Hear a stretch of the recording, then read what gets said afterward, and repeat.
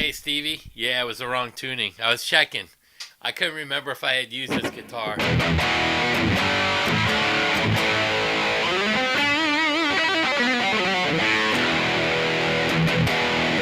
So that's funny. So I can move it up. Watch. I don't even know. Let's see if I move up a fret. If it's in tune.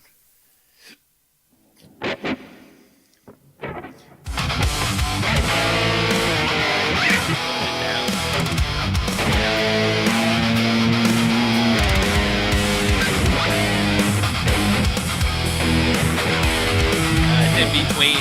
It's not even a half step down. That's too funny.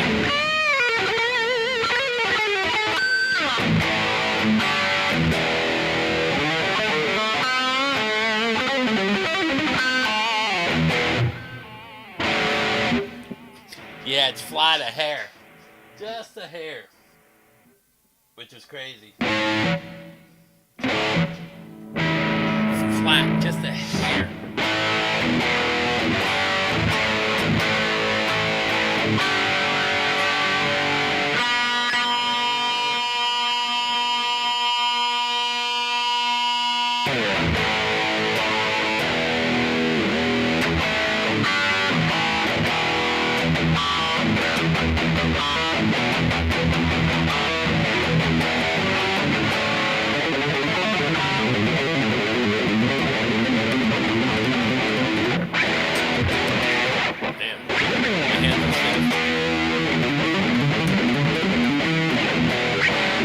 I think there's too much. That's weird for me to say, but because I was playing with this kind of game.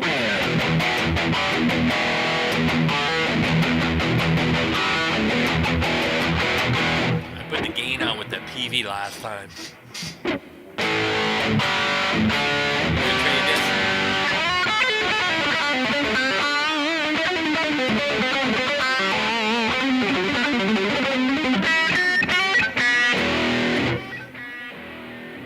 I like the Ibanez better than this.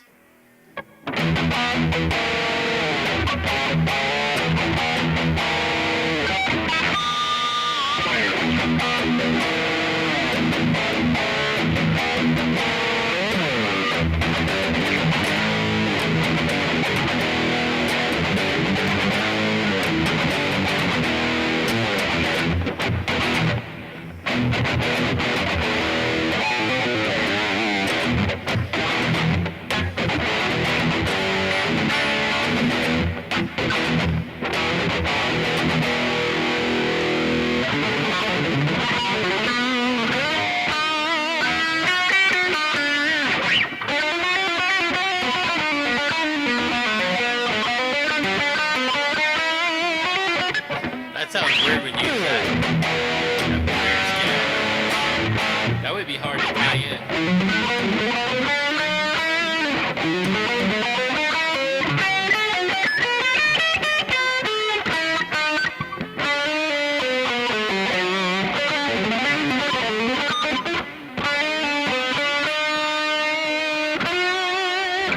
Maybe you'd have to skip a note.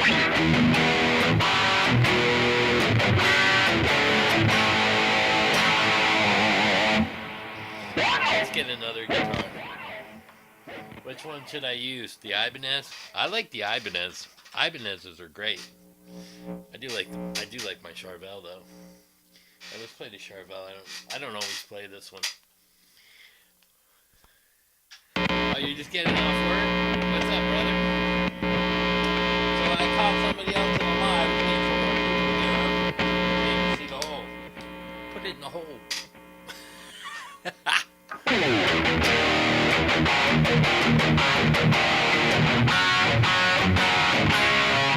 Yeah, I think I'm going to trade the Schecter.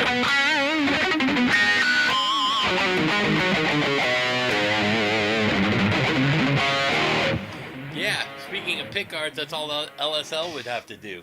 But you know, really, all LSL would have to do is get a Fender licensing agreement and pay $3,900 and do 10% of the guitar. It's that easy. Why not spend $3,900 as a fine and just pay 10% licensing fee for one guitar that's an exact copy? 10% of $4,000 is what? $400. Why not just pay the $400? That's the stupid. That's so stupid to me. Very, very ignorant. For me, no. I paid a licensing. So a lot of people that weren't on here earlier, Thomann isn't suing Fender. There is no lawsuit against Fender. Thomann is using the Fender judgment in court to as a discovery to figure out what the S style actually meant, since no one showed up. They want it defined. But why are you paying all that? Over a Harley Benton? Pay the 10% and you're fine. $3,900. And then you got no issue. And if Thomann's worth all that money, like some of the people are saying, where Servco is 3 times more wealthy and bigger as a whole, why not just pay the fine? I don't get it. So there was a kid a while ago. Let's see. Did I take the pictures? Yeah, I took the pictures. Let's see. I'll go back to the original one. Let's see. From the beginning. So, this kid, Justin Meyer, from Nashville, actually had the balls to say quality control issues. He's showing a Tom Anderson, and he's got a diesel head in the app in the back. So I don't know if he was watching my videos on what I said to him, and I talk about I'm using a Kemper diesel channel 3. He bought the same exact head, and he's trying to shred thinking he's really good at it. I said, leave the shredding to shredders. You were so against that when you came after me with Tom because you worked in his shop. He had the balls to say a couple weeks ago, and voice you, Gus made a video about this Justin Meyer. And he said the tone is in the tuning pegs. Remember I was talking about this guy? The tuning peg guy. Right? You guys aren't going to believe what this dumbass says. He said there was a neck in the custom shop Fender. It's like a dip. And the frets were really bad. So you had to re-level them or get a custom shop re-fretted. So I'll read it to you. 0 reported dips on fret issues. Fender facts reported. Read so you do your homework and stop lying. Caught again. So I Googled it. Yes, the Fender Custom Shop, despite representing their highest tier of craftsmanship, has occasionally, not all the time, occasionally had quality issues. Occasionally. While most buyers receive flawless instruments, Interesting. Right out of the box, this kid is lying. Forum members point out that even multi-$1,000 custom shops, or probably social media guys,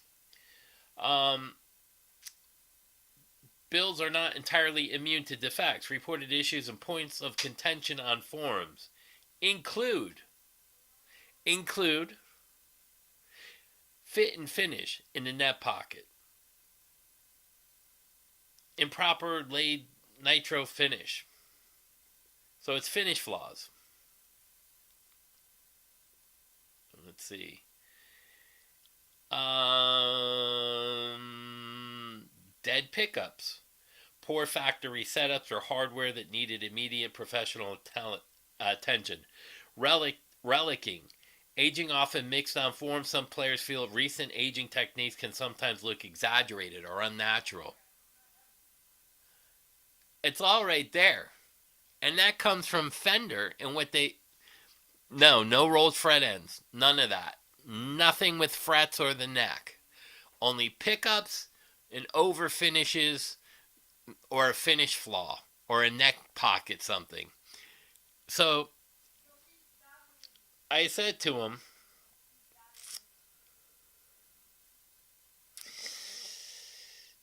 and he says Fender's getting sued with all these lawsuits. That's another lie. There is no lawsuit. There's no lawsuit anywhere. Fender has zero issue. Thomann asked courts to define S-shape in German decision. Has zero lawsuits against Fender. All has to do with a judgment against Harley Benton. That means if it's said in favor, if Fender ends Thomann ST style instead of paying a 10% licensing fee, Fender may pull 30% of their sales away with taking their inventory away and then sue them for making all those copies. So if the courts actually define what the S style shape is, because they didn't go into great detail, they just sided with Fender, saying that it's basically a counterfeit. If they deem that Harley Benton's a counterfeit based off of S style, Thoman's going to end up paying a huge settlement. Huge. Why would you do that? Hey, what's up, Mr. Night Owl? That's unbelievable. Then he was shilling the Tom Anderson. I go, bro, and he's going up all over Fender and how they suck and this and that. I go, bro, you're lying. I go, and Tom Anderson's value of a trade-in is just like the Sir guitar. It's a 60% loss. So do the numbers. You pay $4,000. You're going to trade it in for $750. Because even a Kiesel, they only give $1,000 to $1,200 because they can get more money and more profit by reselling a Gibson or a Fender or a Charvel than they would a Sir. Because there's only a certain group of people that buy those guitars. And now this kid has a $4,500 head in a Tom Anderson. So I said, how are you buying this? Are you living off mom and dad's money? Did you get an inheritance? Because you're not buying a $4,000 guitar and a $4,000 amp head, $8,000 in 1 week, and tell me that you're gigging Nashville and sessions are paying that much. This kid is such a bullshitter. Justin Meyer. So, and there he is playing the Tom Anderson. And then he says, let me, here's the kicker. Here's the kicker, right? Here's the big kicker. When I go on the 24th fret, what did I do? Did it come out? Oh, yeah. Here, we'll do it on the Charvel. Let's do this one. This is 24. When I go on the 24th fret and I hit this note, the sustain is not there. Now you gotta remember I get a gate on. So let's take the gates off.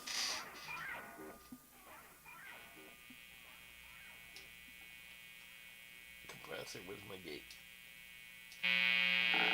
So here's my gates off.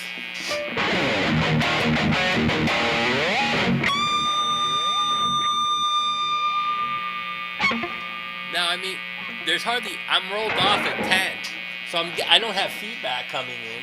If I roll the gain up, it's going to be noisy,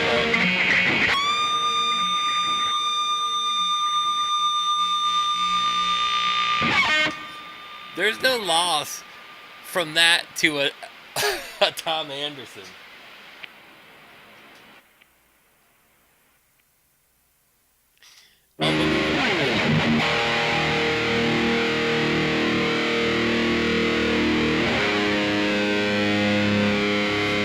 I love how these guys are all lying.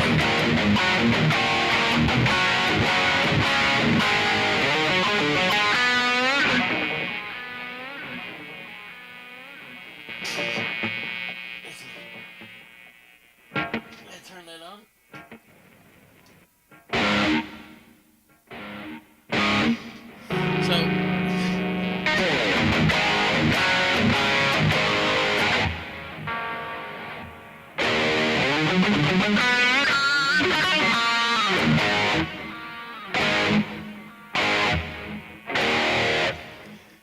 There's no quality controls issues. There's no Tom Anderson on the 24th fret has more sustain than any other guitar.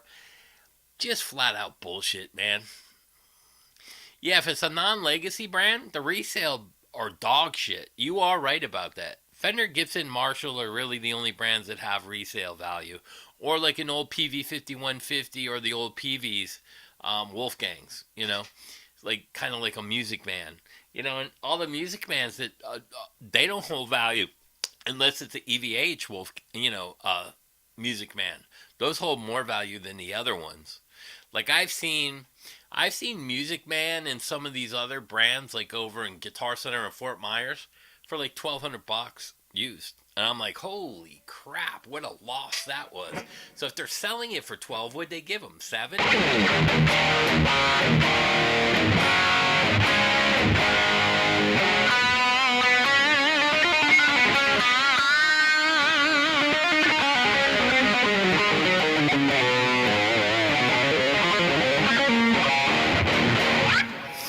That's crazy to me. Crazy, just pure out craziness. You know, I said it earlier. I did the live stream earlier. They're all like leeches, man. As soon as the Thoman story broke or the Fender story broke, it was like the same 100 YouTubers, like dogs that haven't eaten in a week. You know, it gets ridiculous, man. How these guys want to, and it's all for clicks because of money. And God only knows, again, if they're getting paid or not. It's just unbelievable to me that, it even goes to that extreme, really. You know what I mean? Like, the 63 Gibson or whatever it was, or 65. I can hear it. It has better sound. My ears are better than yours. Can you hear it? The tuning pegs make a big difference. Oh, I caught that Justin Meyer kid, Mark, in a lie. The one with the tuning peg thing. This kid doubled down today and was talking about how custom shop Fenders are all poor made shit guitars because of all the quality issues. And he said they had a dip.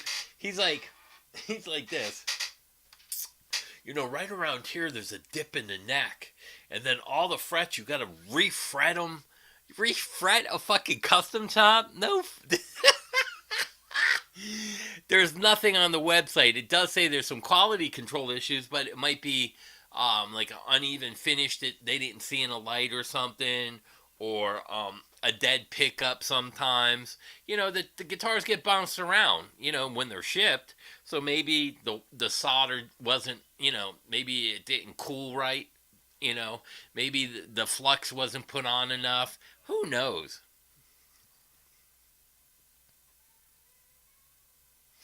Oh, you almost bought an Ernie Ball silhouette for $1,300, but you saw it was there for 6 months. Yeah, there's a reason why. Those guitars are great guitars, and the Andersons are great, and the Nashes are great. The only one that holds some value is Kiesel, because it was a name brand called Carvin. They can chill as hard as they want, come up with all the bullshit. You know what I mean? And then he's got that diesel VH4 head behind him. And it looks like he's playing through a Marshall Origin. Like, why would you play through a Marshall when you got a diesel behind you, a VH4? What's wrong with you?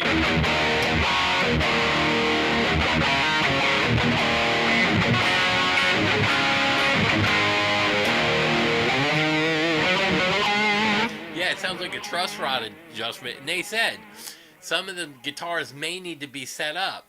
And if you go into detail about that, that's because it might sit in a container before it gets shipped to you. When you leave the factory, they're set up perfectly fine.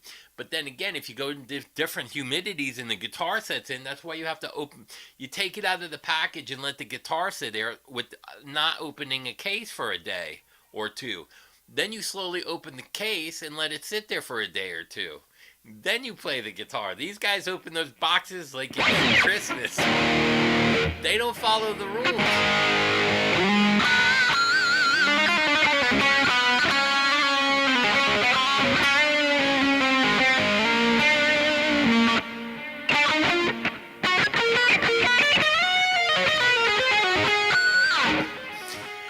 Dude, I'm telling you, these guys are putting their feet in their mouth, hook, line, and sinker. Thoman's Fender with all these lawsuits getting sued and all these where are all the lawsuits? Show me one docket number. I told him I hope Fender sues YouTube because it's their platform and there's a lot of misinformation, and they sue them for defamation of character and list every fucking guy on there talking shit without the facts. You got to look up the facts before you know exactly what they're doing or what the claims are. Don't just say a lot of the frets are bad. Well, in my experience, well, No, your experience, it says once in a while there are some quality controls, but for the most part, most of the people, the majority, have no issues. I don't get why they. I understand why they lied. They want clickbait. They're trying to make money.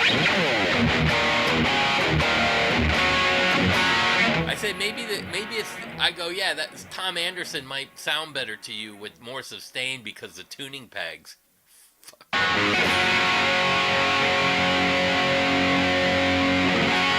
That's what I would change with YouTube. I would have a verification system. Like if you're gonna teach guitar on here, you better have some kind of degree or experience in teaching.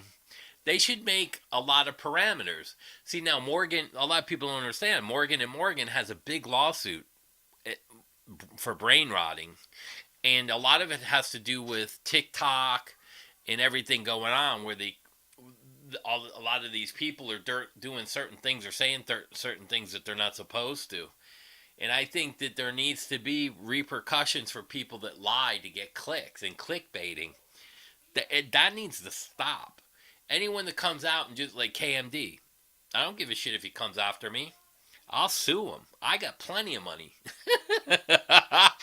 I got plenty of money. You come after me, I'm going to open all the pages. And then when you go to court and you lose because you're reading a script based off of another YouTuber for information and you're not telling the whole truth and you're just rage baiting, which is now Casino Guitars talked about this earlier. Sorry. Casino Guitars, I watched their live stream. It was early in the morning and they were defending Fender. And that's what they were saying too. Now it's coming around full circle about the rage baiting, and they didn't go into detail about all the clicks, and maybe some of these guys are getting paid with an agenda, so they are paid to promote this.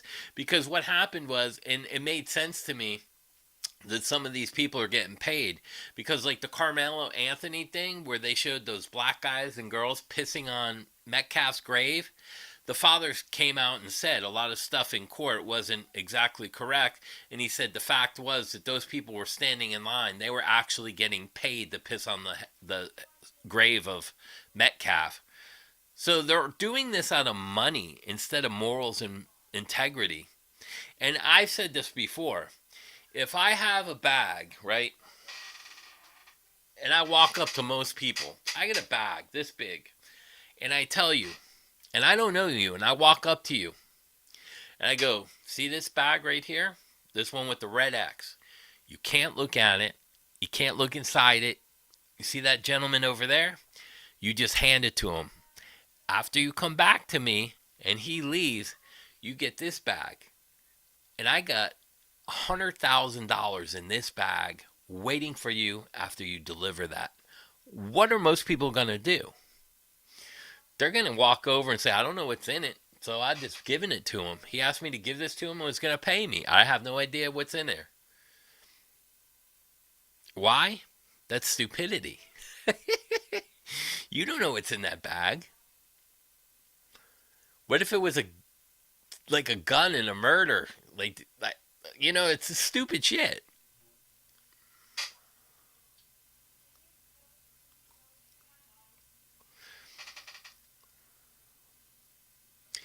Yeah, it could be in the back. Yeah, and sometimes when they load up a truck and the guy doesn't come in, like the loaders load up the UPS truck, and he calls in sick, that guitar will sit 2 days in that truck in the heat in a non-conditioned place. You think those open warehouses are all air conditioned? Yeah, that's exactly what it's like. Antifa George Soros paying people to go protest. We all know that a lot of them, don't work, and that's their job. They get paid to protest. I watched one guy one time said that I forgot what YouTuber it was, but he caught this guy, and he was flying to different states, and he goes, "Obviously, you're a paid protester," and he said, "Yeah." He goes, "How much do you make?" He said, "Over 100K a year." What? No wonder why people don't want to work. You know what I'm saying? 100K a year to stand out there and antagonize whoever. Yeah, it sounds good to me too. Where do I sign up? Can we protest Thoman? Can we protest Rhett Scholl? Let's stand out in front of his house. Trust fund, baby. Where's your daddy now? Where's all the immigrants that you cried about? Are you housing them? Let's see. Are they safe? You know, it's insane. And who knows who's paying them? Hey, what's up, RF? So who knows? I don't know anymore. Reality. What is reality? Some of it's becoming stupidity reality.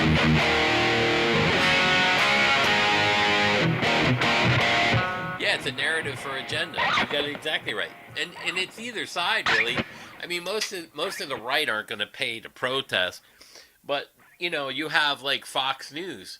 They make all like Tucker Carlson was making $45 million a year to report the news. Is that fucking idiotic, stupid? 45 million? Shit, I can do that for 2-3 million a year and probably do just as good job. What's up, Cool Breeze? Why pay him 45 million a year? You know what I'm saying? Now you got to justify paying the other people, and now you have to take in special ad revenue service and pay the ads for the people that like your show. So the rights would pay for endorsing the with ads and paying the ad money to pay the people doing the news. It's crazy. Yeah, the world's changing in a weird way. It really is. I just saw pictures, and I don't know if they're AI in New York, with all these Muslims holding up free rent and free this. I do know that he made shoplifting not a crime. And there's people going in, people after people, robbing Home Depots, walking out with $10,000 to $20,000 of tool, and no one's stopping them. That's insane. So why did they import all the immigrants, the Muslims and stuff, into New York and stuff? Was it for votes to vote in Madami? I don't know, because what he's doing isn't justified. It's insane. Like, I would like to take my kid to see New York, because New York's a cool place, but not now. They know what they should do? Make murder legal for justification. I'm not calling for violence, but if you're going to go to the route of theft, where's the line? There's got to be a line somewhere.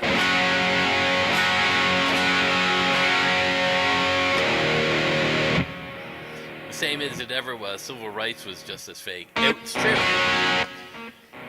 Civil rights movement, right? You had the civil rights. You had the women thing with the civil rights, and then you had the blacks with the civil rights. But what did it actually do?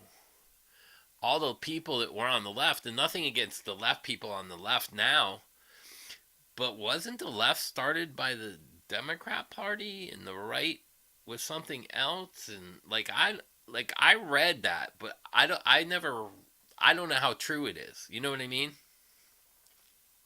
MLK with CIA? Really? I never heard that one. Yeah, and Fox News is one of the worst people of biased news through advertisement, for sure. See, I'm neither left or right, but I don't see the left and right working together for the people. It's always them against them. When are they going to work for us as a whole? You know what I mean? Oh, you missed the earlier one? The Purge of USA on Juneteenth? Let them come here.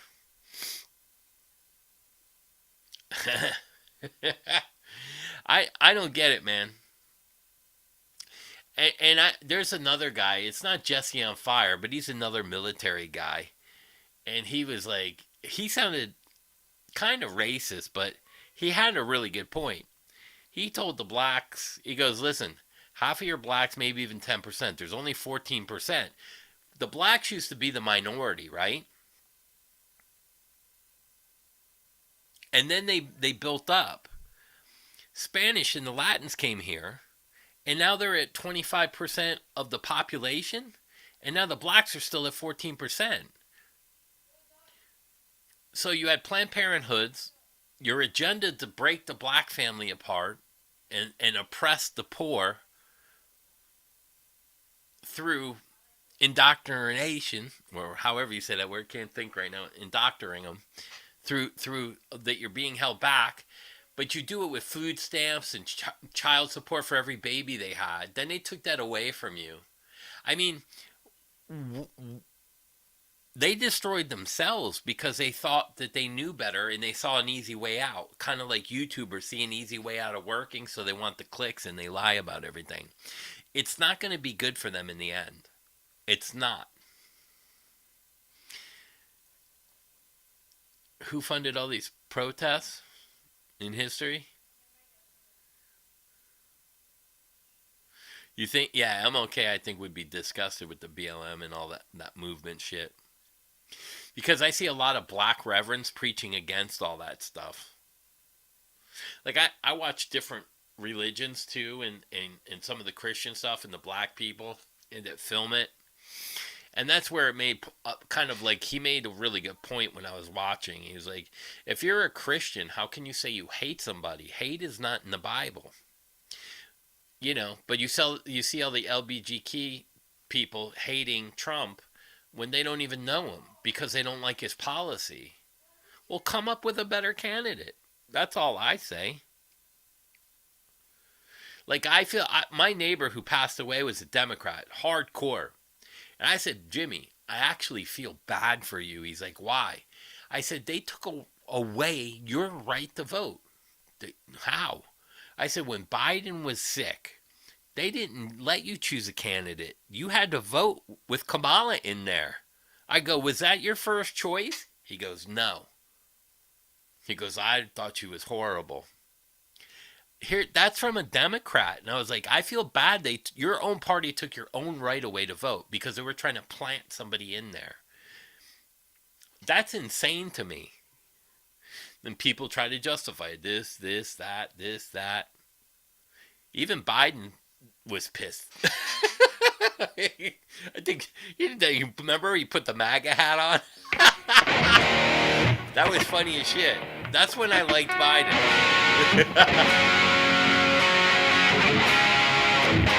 That's insane to me, like what some of these people do and stuff. It's insane. The hypocrisy. You know, don't take the shot. Trump designed it. It was Trump. And then as soon as Biden got in, take the shot. Look, it was probably saline. Easy Guitar Channel? Who? Wills? No.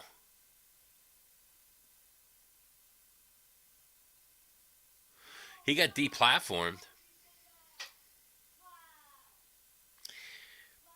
Really? Circle of Tone.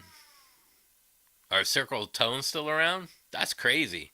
Like, I'm hoping somebody comes after my hat because it's a golf tour. Golf Gods. Where is it? Right there.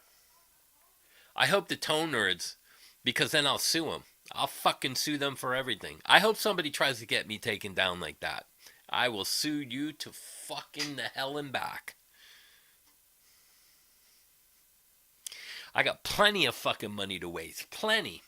Still no one takes me up on the challenges. They'll put up or shut up.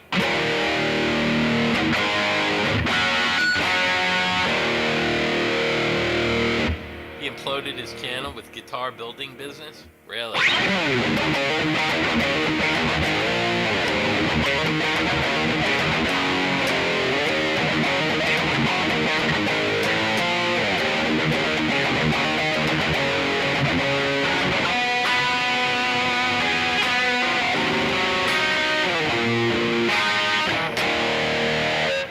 Will was probably nuts. I don't remember him.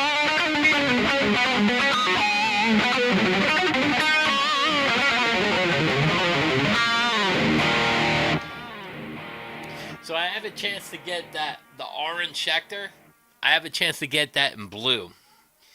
I'm gonna see if he'll trade me my Schecter, the green one. You need Tuning Peg Boy to come on one of these lives. He won't. He's a sissy boy. He's one of those kind of kids that got picked on in school who had rich parents with the rosy cheeks. He'd be good on the Andy Woods channel. They could call it the GHAY podcast.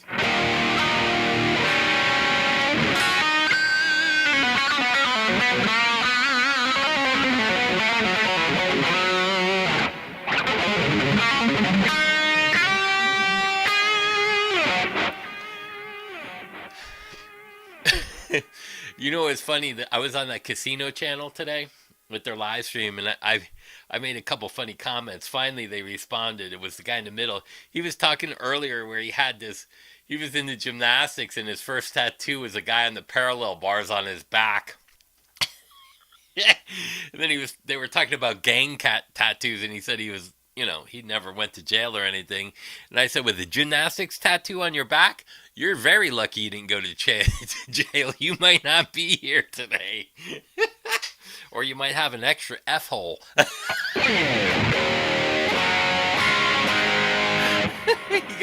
he goes, I have to respond. This guy's cracking me up. Because I never watched him. I just happened to catch it today.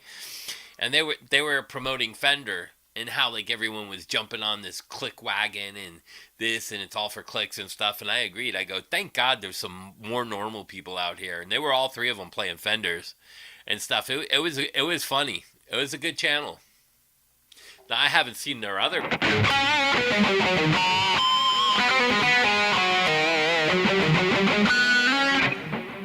Yeah, I'm not a fan of Rob Chapman, but, you know, I'm glad that he went after Philip McKnight, too.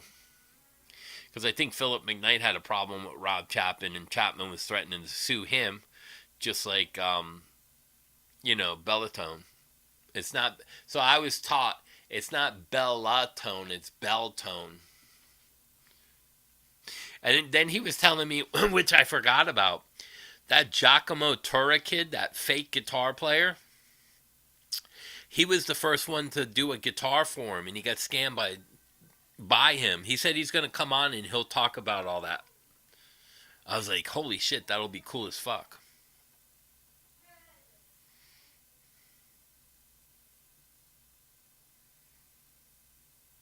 Yeah, I see a lot of people getting pulled over. I just watched, there was a murder in Delray Beach, and I watch all these crazy. I'll tell you what, Florida has a lot of people doing a lot of bad shit. They're always on YouTube channels, like Dr. Insanity, and I don't know if you guys watch those crazy shows.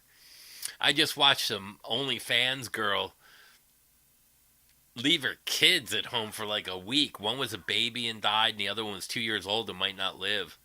I'm like, oh my God. Oh, those guys are pretty rational? Yeah, they were funny. I liked their show. I only caught it today, and I said, hey, I'm going to sub you guys. I never saw you guys before. It was a great show. But the guy in the middle was cracked up. I was going to embellish on that, but I decided not to. But since you brought it up, because you're making me laugh. Because I even said, Fender, I said, you know, Fender should come out with like a new series. You know, how they have like, I don't know, the Fender Player, the Fender. I see they need to make a new series line where it's like Fender Boomers, Fender Gen X, Fender Idiots.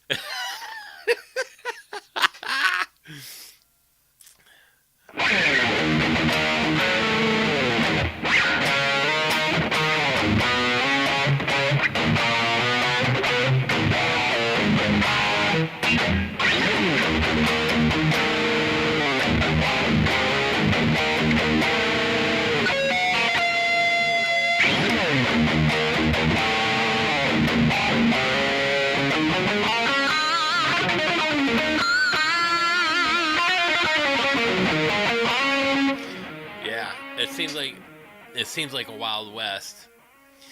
There's a case that just happened like in 2019.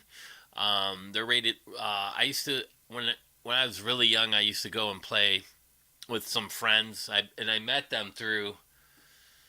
I think it was Todd Vine. Now Alan Vine's his brother to play with Vince Neil later in life, but I played with his brother Todd.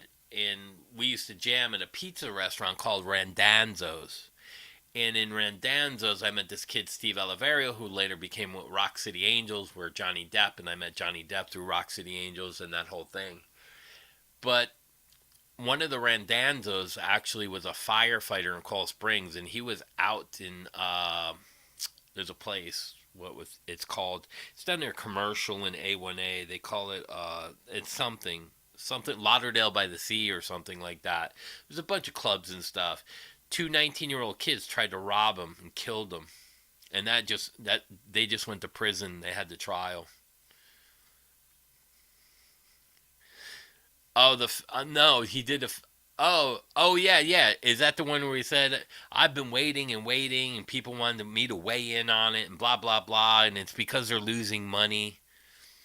That's that's the farthest from the truth. Fender is 30% of the sales of the overall market. Yeah, it's idiotic. He's just hell bent on Fender because he said in one of his older videos, "I don't know why Fender hasn't called me and asked me my opinion." Well, who the fuck are you? I like your channel sometimes, but fuck, dude. You stuck a gun to a fucking bus driver's head because the woke shit or some shit? I don't. Tennis nuts. You know what that was about. What did he do again? I know he pulled the gun on a school person, right? And here's a guy that pulls a gun on somebody because he doesn't like what they did, or they missed the bus stop and they wouldn't let the kid off. So he fucking freaks out and pulls a gun on some school officials. Does that sound like a sane and rational man? So would you trust him for his word? Not me. If my if my neighbor pulled a gun on a school official and he doesn't move, I'm fucking moving, cause that guy is just flat out not right. And I hope they took his guns away from him. You know what I mean? He pulled the gun on the superintendent. Dude, how he is in prison? If you did that in Florida, we have a law called 1020 life. If you brandish a weapon, just show it, that one's changed. You got 10 years. If you pulled out the gun, but you didn't point it at anyone, that was 20 years automatically. But if you stuck the gun and pointed it at someone, that was a life sentence, bro. Life. Oh, he was arguing over the school with the COVID shit. And he had a gun in the car. The bus thing was a whole other So he got in trouble twice? Oh, he made the news on that, huh? That's probably how he got his subs. He made the news. YouTuber. That's almost like that's like those guys that do those crazy prank videos. Like, how did he get out of that? The law must suck there.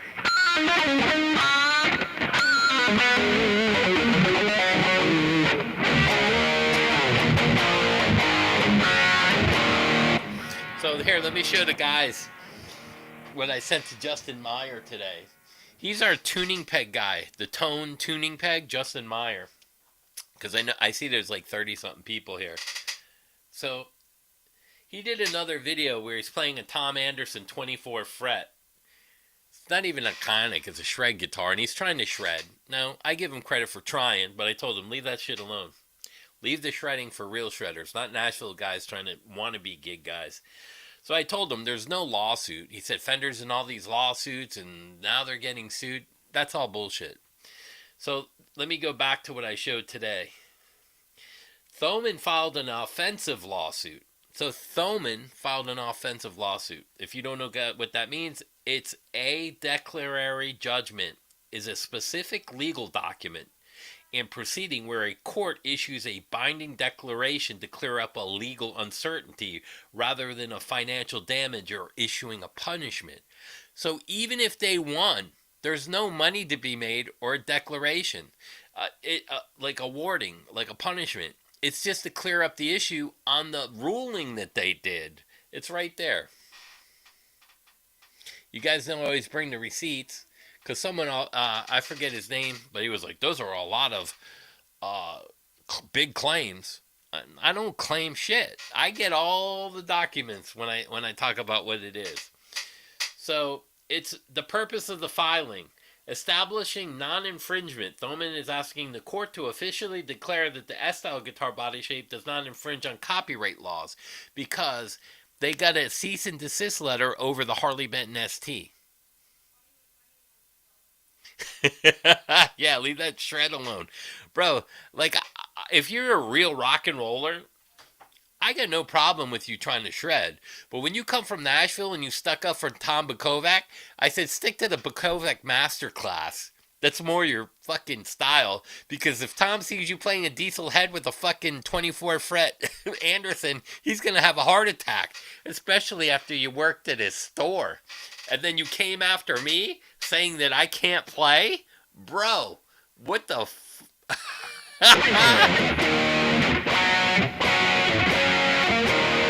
He went to pick his kid up after school. Himself, after the probably packing, he filmed it on his channel. Really? Yeah, you can carry guns in a lot of places, but if you draw one on a school official, is school considered?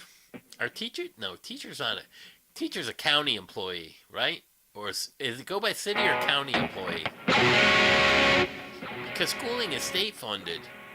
And then that goes to counties. So are they considered federal employees? I don't remember.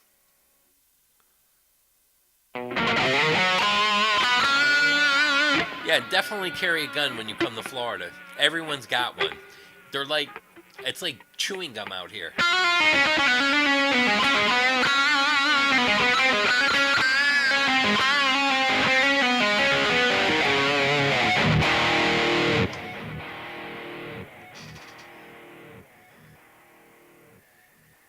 Yeah, I'd be pissed too, but not enough to go to fucking jail over. I'd be getting a lawyer. Yeah, I'd definitely get a lawyer and fight it out the correct way. This is some of the brain rot. A lot of people don't do research and dig into stuff, like kind of like I look into what the actual filing is. So I had to type in, what is Thoman actually? Is there a court docket that Thoman has filed? Yes. Is it to sue Fender? And it listed, no, it's a they want the other lawsuit against the Chinese guitars clarified because no one showed up. So it didn't go in great detail because they won the judgment by default. But that law still sticks because they won it. Now some people are like, that didn't mean shit. Oh, yes, it does. A win is a win. State and county, federal is special ed. So that's the one I was in, special ed. No, I'm just...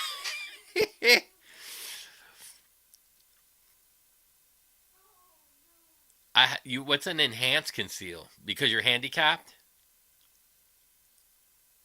from your fall, so you get what's an enhanced conceal carry? I don't know what that is. I never heard that.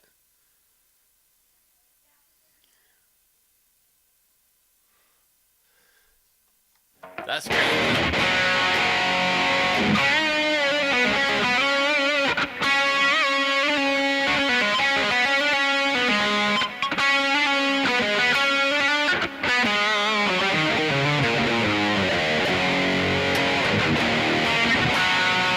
Well, you know, it's funny. Like, as soon as that Thoman story came out, fucking 100 people were on it, like, within minutes.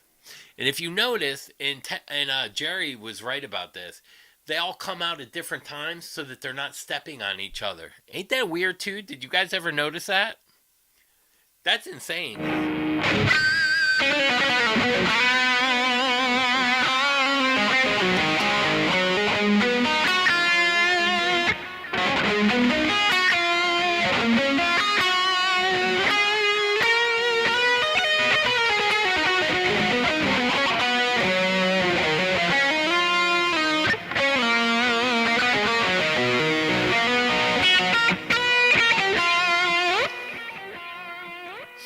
That's weird. too.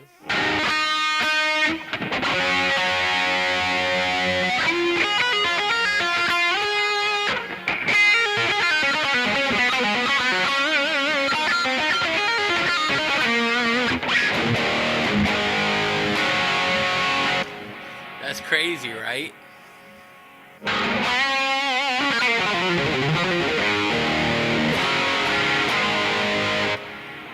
So you gotta start looking at channels and getting stuff out there. I applaud everybody to start putting out information. Hey man, Retchel talked a lot of stuff about Fender. He disses him. He says a lot of wrong stuff. There's no lawsuit. There's no this. He wants to talk about ICE, but what's he doing for immigration then? Is he housing anybody? Has he offered a home? Has he offered to buy a house and put some people up? So, did he offer him jobs at his place? No, he did nothing. He went on a 2-week bike race. It's okay. One thing is talk, but actions speak louder than words. Or just be a lazy fuck and sit in your house and make stupid misinformation comments and have people believe you. You know how many times I've gone on other people's channels and then say, here's the problem, and then I post stuff off of Google, and I'm like, bro, you just look it up. You're believing some guy that's wanting clicks. What are these? It's almost like Rhett Scholl's like the all one and only God for certain people. Tom is the one only God, and this guy, it's like it's okay to watch these channels, but you can't trust any of them if they're not putting something up. Like I put the LSL document in my live stream so anyone could look it up and copy and save it into your notes so you can read it. It's a 10% licensing fee from Fender. All Parts is not a big company. Warmus is not a big company, but they pay licensing fees to Fender. How is it? Even Fender paid the Floyd Rose licensing fee, and so did Gibson pay the licensing fee to put Floyd Roses on their product. They do it the right way. What's up, Juke? So why can't others do it the right way and just get the licensing fee? Gibson's setting the precedent by paying for a licensing fee to have a Floyd Rose on the Axis. Fender's doing it, so why can't other companies follow suit, pay the licensing Fender or a Gibson direct copy clone, pay your 10% and pay your $3,900 fine and let it go, because it's not on every single guitar they make. Like now LSL, you got $50,000. All you have to pay is $3,900 and 10% of that guitar you make. You got plenty of money in your GoFundMe to end it. But you rather hire a lawyer that's going to cost you tenfold. Are you out of your mind? Your description of your CC permit?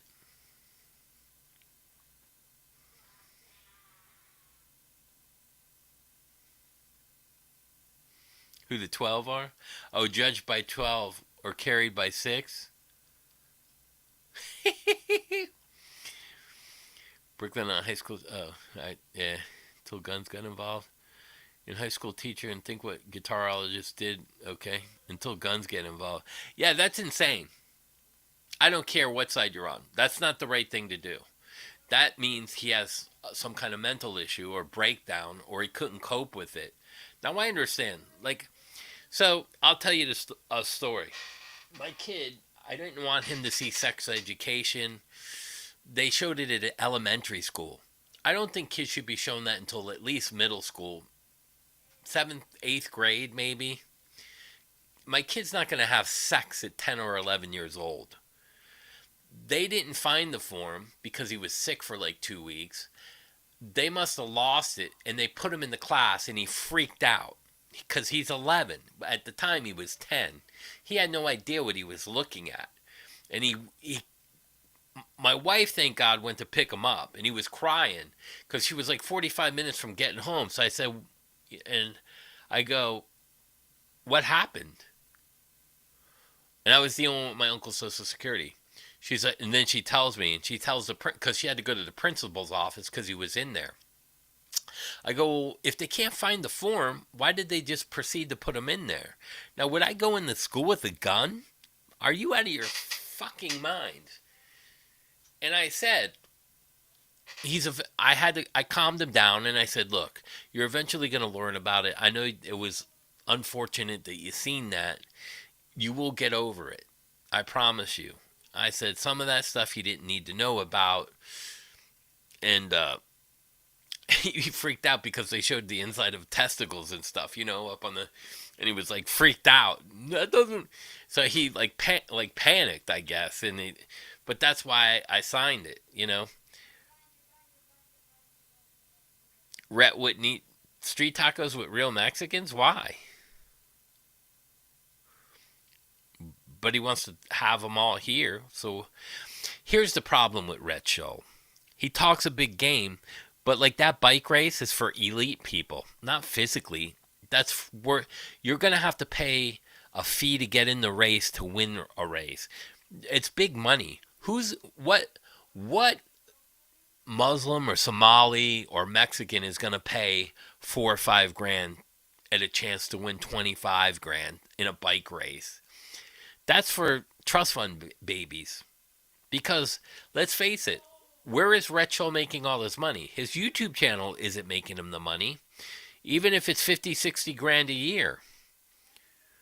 It's not the gigs. It's not. What is making him money to live in $1 million house and build like a huge studio? His dad's money.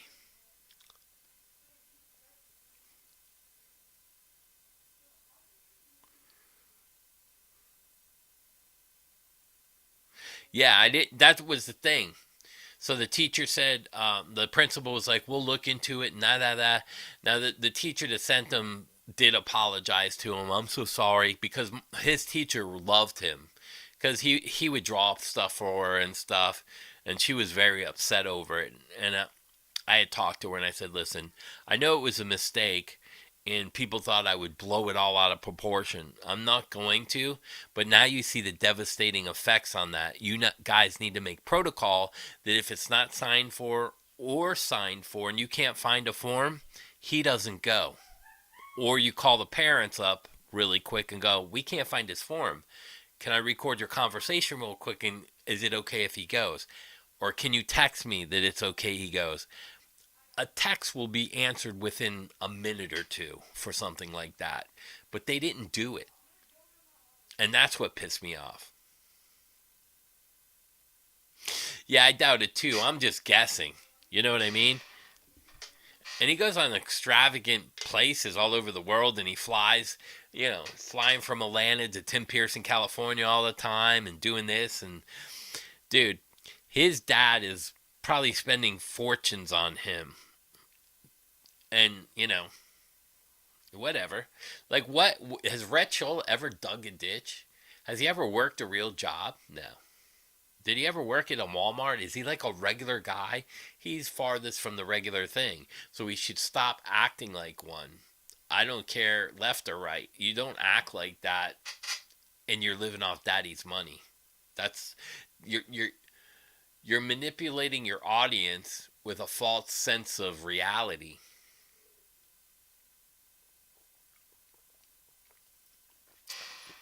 And I think it's like Guthrie Trapp. Didn't Guthrie Trapp come from a really nice area too? Said that he grew up a certain way. But then he let stuff slip out like his Paris vacations and going over there and this and that. Guthrie Trapp's got a big house. Like his speakers, inside the house are $9 grand. You can't tell me you're on tour with fucking Tom doing shows here and there, and your sessions are paying for like a $3 million house upgraded to the hilt with everything.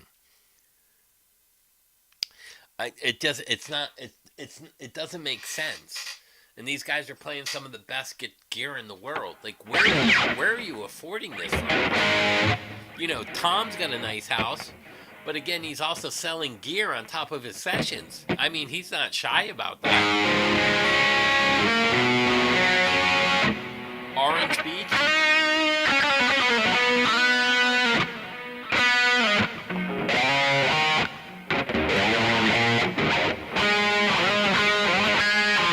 See, that's what I mean.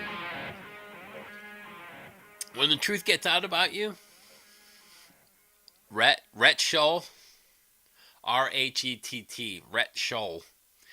His dad's third in line at AT&T, which is worth like $600 billion. And he talks about corporate greed and this and that. Rhett Scholl. Michigan sucks. You can always move here, Infinity and Beyond. I got a nice house I could sell you for about $275K. Right across the street are the bocce courts, and they got a big, huge community pool, 2-bedroom. You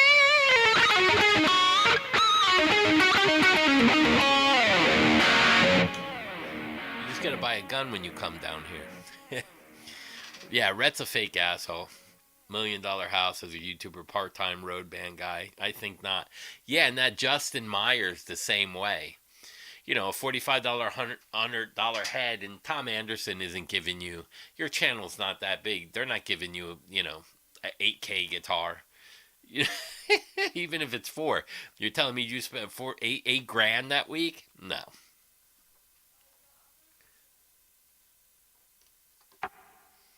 He's not in a, who, Rhett Scholl or Justin? I don't think either of them are in bands. Rhett talks about the tour he just went on, but they did like 5 stops.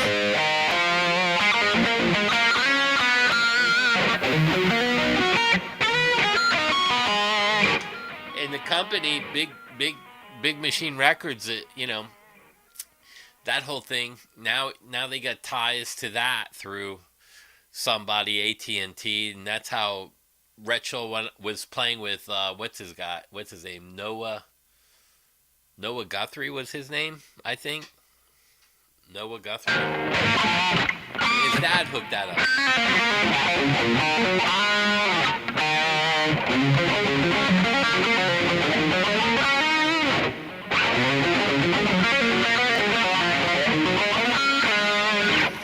Like, it's kind of like you go on these channels and you'll see guys with these huge screen and all the fancy gear, and they barely can play. And this is my studio.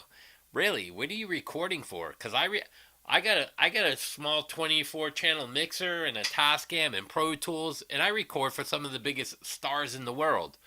I got one 50-inch monitor. That's it. I don't have fucking all these big 3 screens around with this huge desktop. The big 3, Taylor Swift. Like, that thing's all a lie, too. Like, I've told that story before. They came from Pittsburgh or someplace, or Virginia. The dad quit the business, who was a Merrill Lynch financial advisor, CEO. He was worth millions. Scott was left DreamWorks, and it even says he had no money. So how are you going to start Big Machine Records with 0 money? And you're scouting people? No. You made a deal with the dad, borrowed the money. He fronted the money for the record label with you, and then part of the deal was sign his daughter. And you had connections from DreamWorks, which is Disney. You see how that worked? Fucking, she was so talented. Bullshit. You paid for all the people to fucking write her songs. I was one of them. Lying, lies. And now we're brothers, like we're 60 million because he's a Hollywood producer. What are the chances of that? My sister didn't get the repercussions of me making it famous or making my money.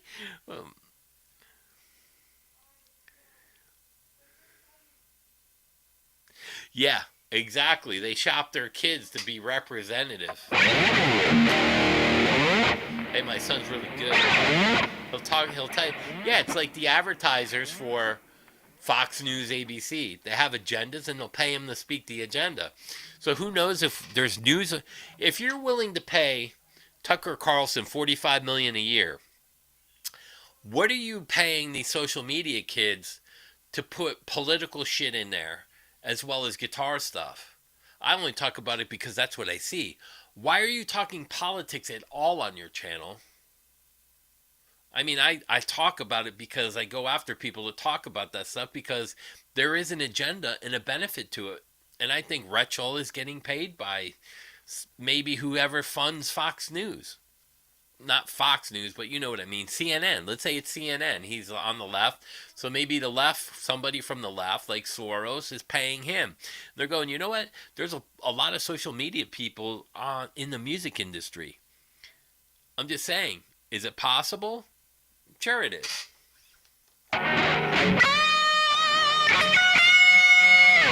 Especially when your daddy has a lot of ties into big corporations.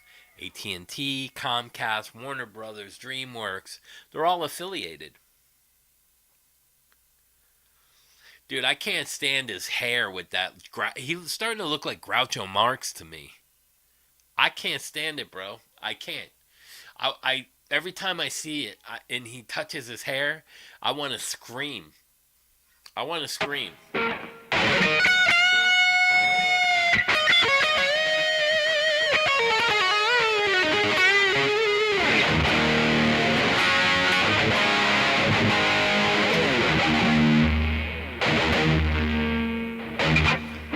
Little noise. Let's see.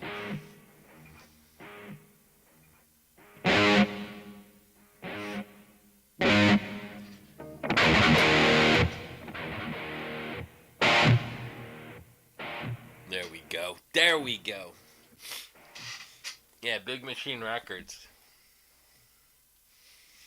And Taylor Swift, when she's with Universal Music now.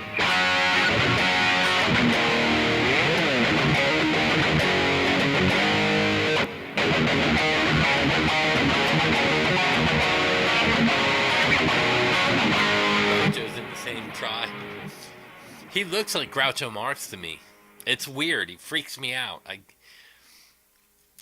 Again, now not every single thing he's ever done was bad. He used to have a great channel before.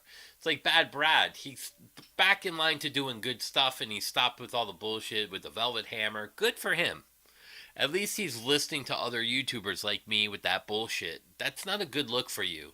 You know, be yourself and be real. It's okay to make like funny videos once in a while for entertainment purposes, but the thing with the glasses, man, I can't speak. With the thing with the glasses and going out there as a Velvet Hammer, I'm the Velvet Hammer. You know, it's kind of creepy when you do it all the time. Kind of like Tim Pierce. You know, Tim Pierce looks like this stubby little guy that's like, he got a, what do they call him? You can't go by schools. What is that thing? Like, you gotta stay away from schools for so many feet? Now, I'm just making fun of him, but that's what he reminds me of. And it's like, you look in his studio, he's got like all this stuff around. Like, who are you recording for anymore? No one's calling you. You retired. You got Marty Schwartz to talk about. You even got your YouTube channel big enough.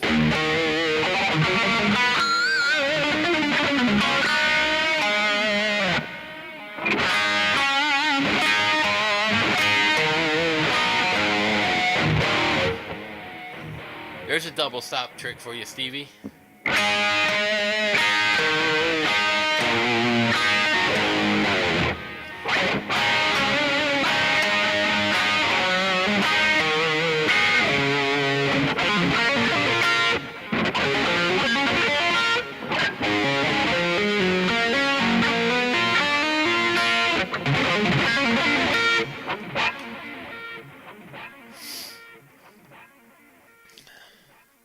When Rhett first started his channel, wasn't terrible. Yeah, I liked his channel at first because he had some good information on there. You know, I was like 50% like watched his channel. Same with Bad Brad. I used to watch his channel all the time, and I thought it was great. But then I found out half of his stories from California were fake, and I'm like, bro, well, you got there in '88. Motley Crue and all that shit came out in '82, '83. By '88, it was over. Grunge was coming into play. The Unison Bends? Oh, yeah.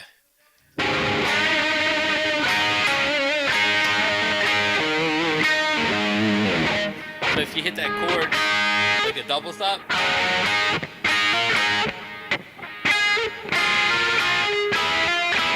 so you could probably do the flat four.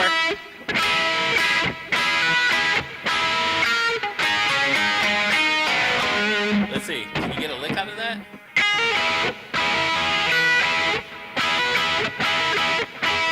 Maybe just the flat 4 there.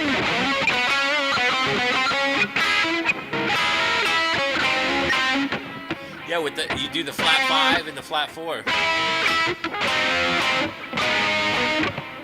Let's see.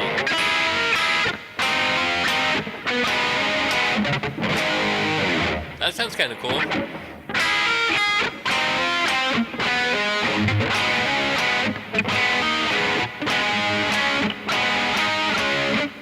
Wait a second. There you go. That is a nice one for you, Deer Creek. You ever do that?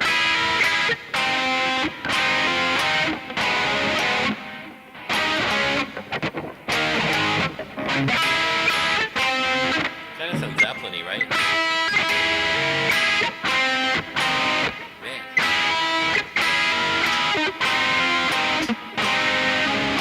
Well, you could do that too. So let's see. Just go into the or A minor. Let's see.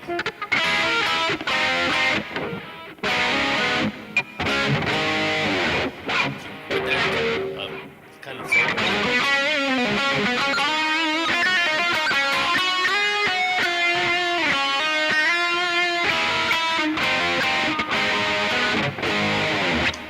There you go. Yeah, it's kind of cool. I just stumbled onto that now while I was saying stupid shit.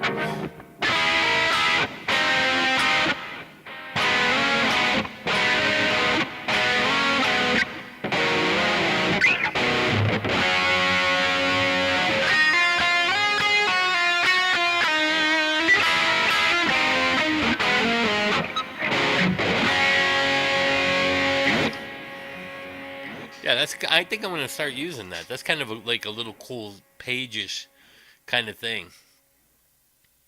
That does sound pretty good to me.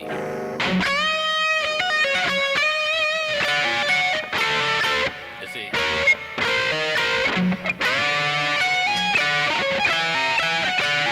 Oh, so you can. There's a flat 6.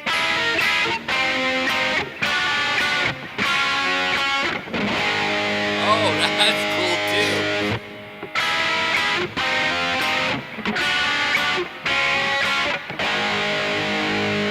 Good down in a second. Ooh.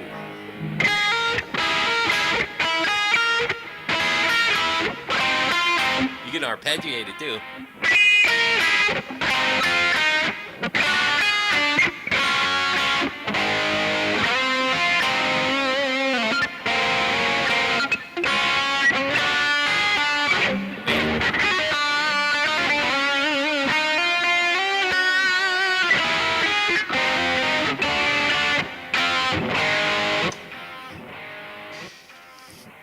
Jufro.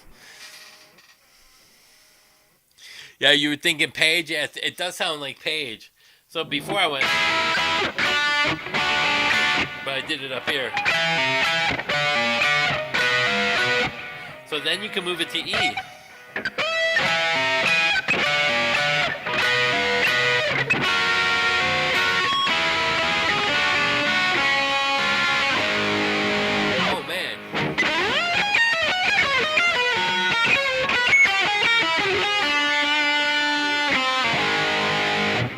Sounds cool too.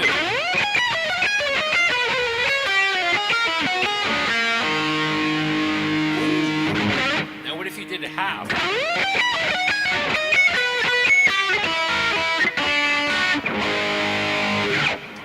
That's kind of cool too.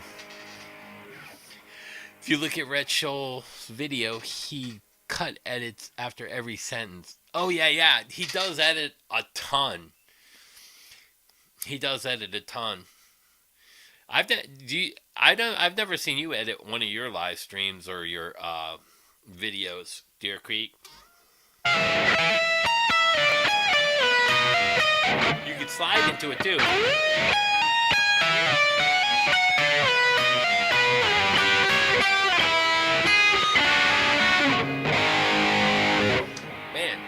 5 different ways to play that.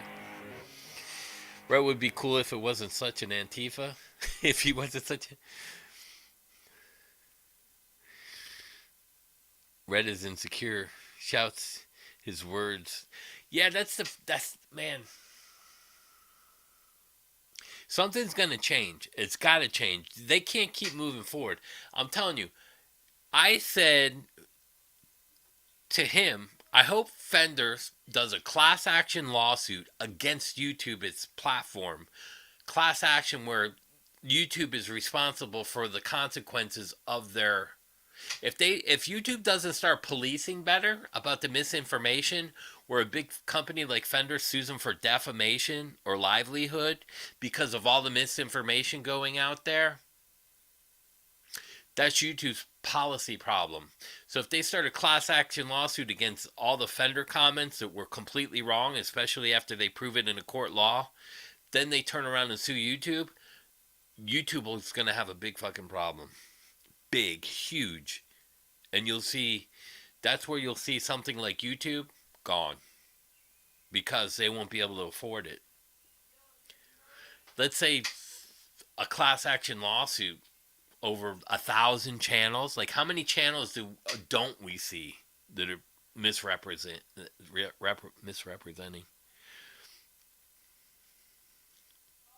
He's probably insecure because he's on coke. Kentucky.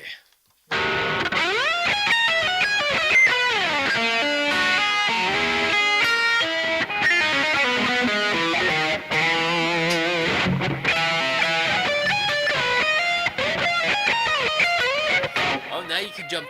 You can jump the pattern.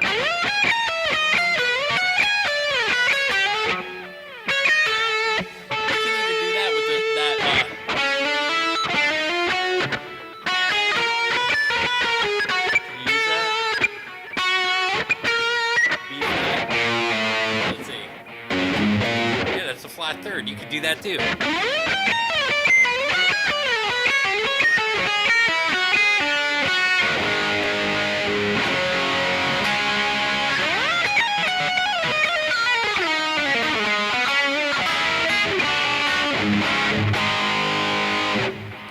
I'm starting to like that lick.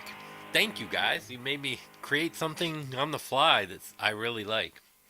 But now I'm gonna have to figure that all out, all over the neck. What if you can tap that?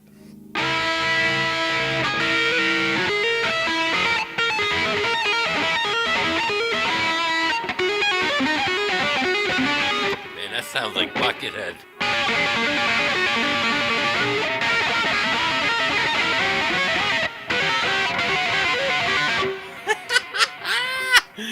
I guess a Buckethead lick's going.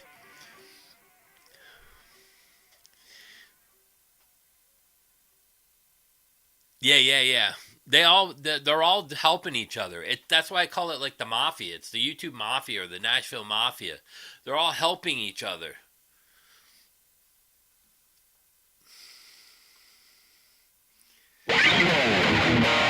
Oh, Deer Creek Amphitheater.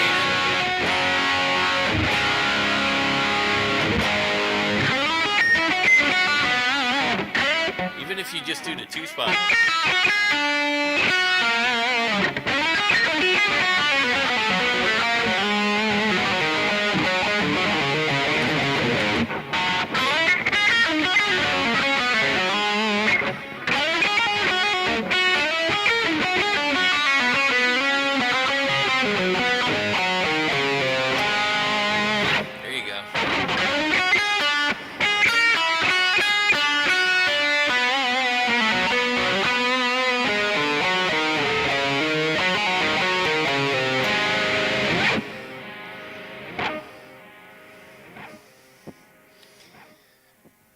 Rhett made big money from YouTube, bought a house, hired to build a studio, and mismanaged his money and ran out.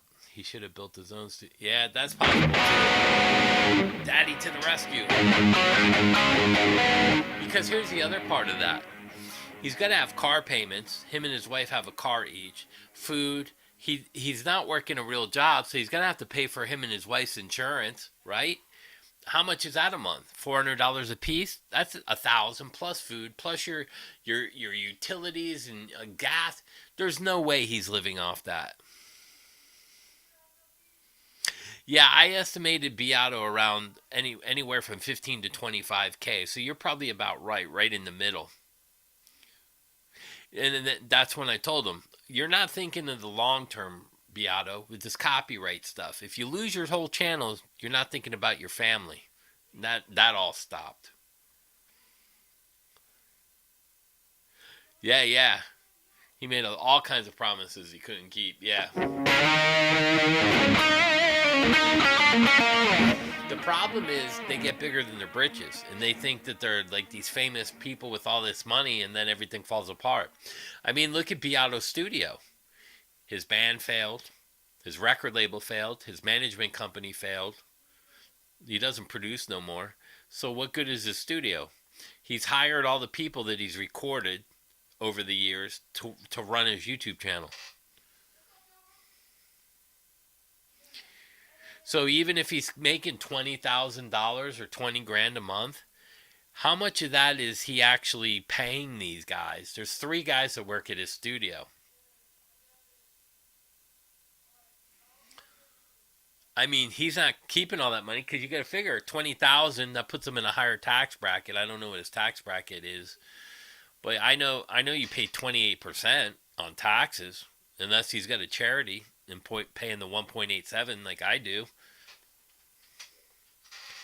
You know, if you have a charity and foundation, you can put yourself on as a CEO or a silent partner and write yourself checks.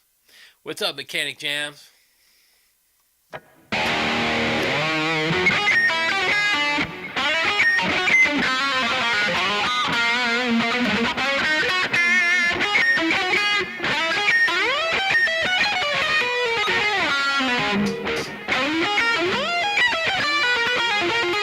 Oh, that sounds good too. Yeah.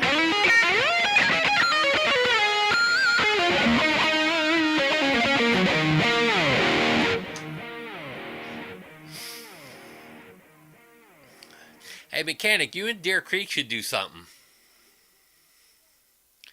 Yeah, Mechanic, I know you guys do your own thing and you both got studios. I'd be interested in a collab with you two. We should do a collab, all 3 of us. What do you think about that, Deer Creek? Let's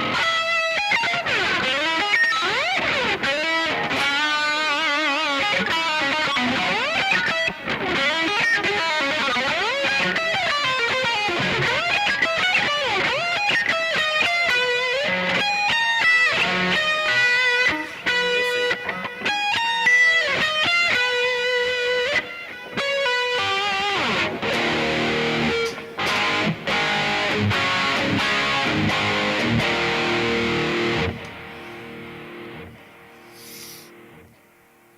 Yeah.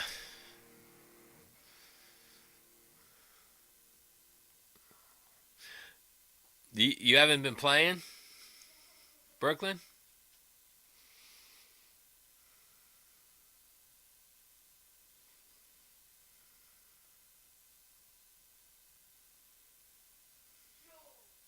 No, you just keep on spackling? Calling me or the pirate?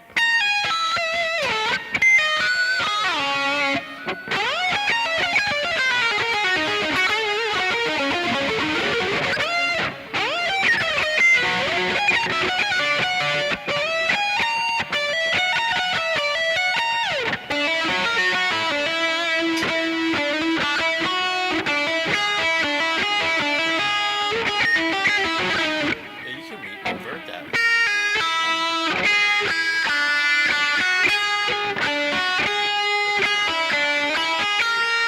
Oh, that's cool. Yeah, that goes chromatic all the way up.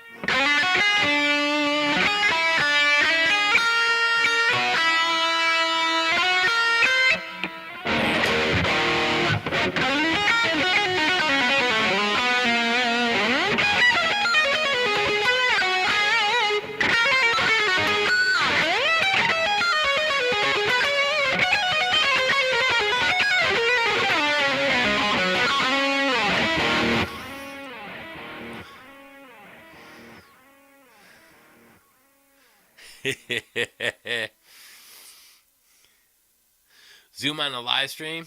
We could do something like that. You're gonna get 100K from your lawsuit. Yeah, this sucks. Don't feel bad. I went 12 years without playing once. Couldn't stand it. Didn't want nothing to do with the industry no more. I was just so sick of it.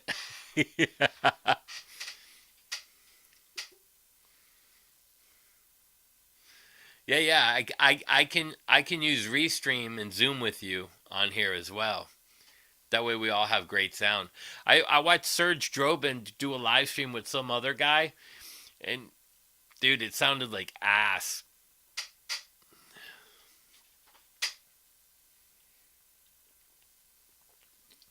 Because I know he moved.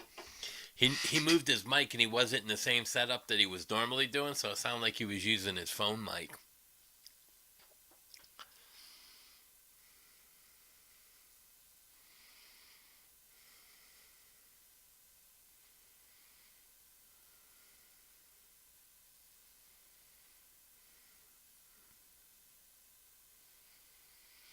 At Little Eddie.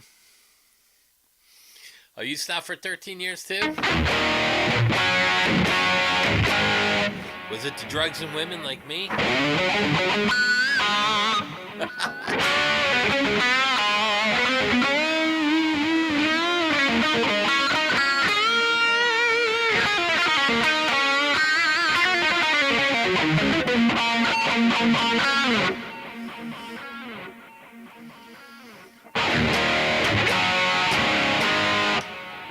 So how I retired and quit the music industry, I was in the hospital after an overdose, and I was recording the third album, Expose, and I had to sign myself out, go to the recording studio in Miami, and then check myself back in.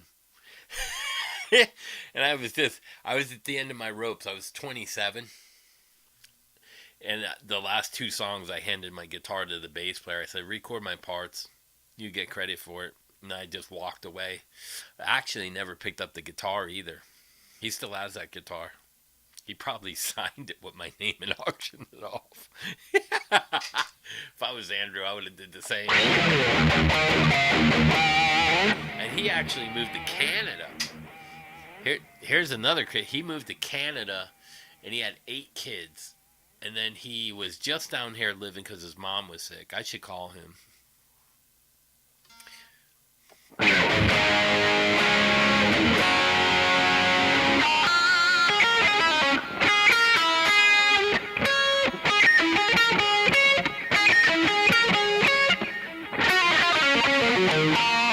That's a big stretch, but that sounds cool too. I just thought of that.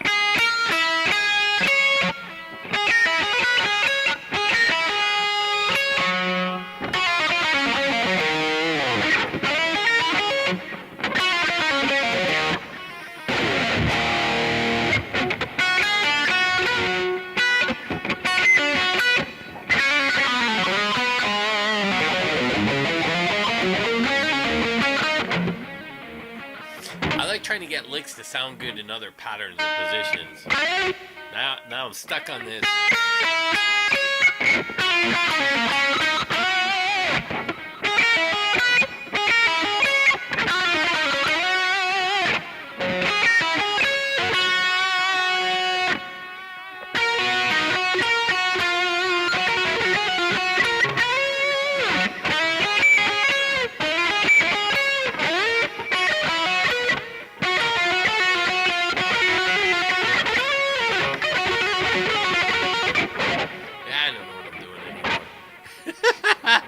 So this is what happens when I get a lick. I'm glad you guys seen that. When I get a lick I like, I try some weird stuff with it, and then it gets to Tommy McRockin. All right, yeah, pick any track, any key, I don't care.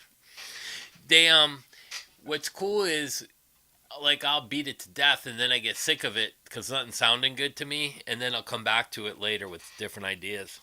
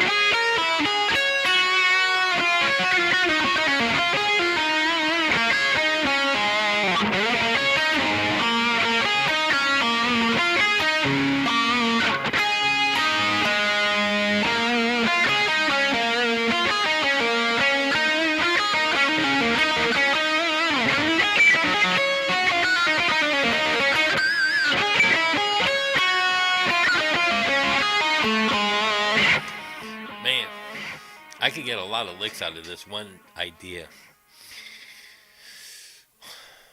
McRockin, he's done low latency enough to jam online with other.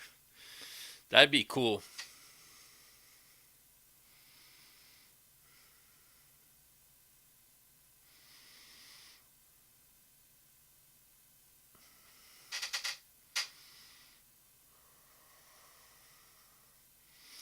Oh, really?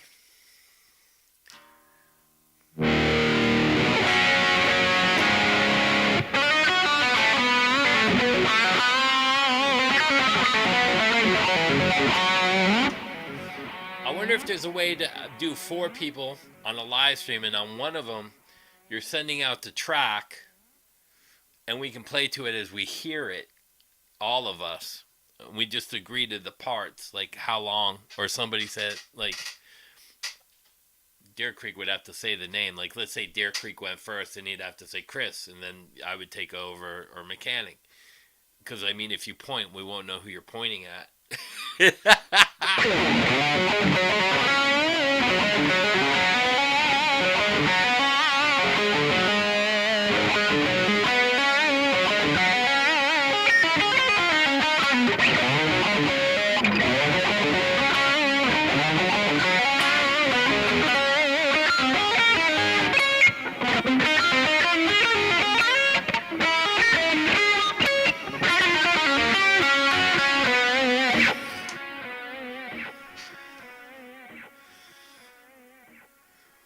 Zoom. Yeah. Oh, it would be impossible from here to from you to me. I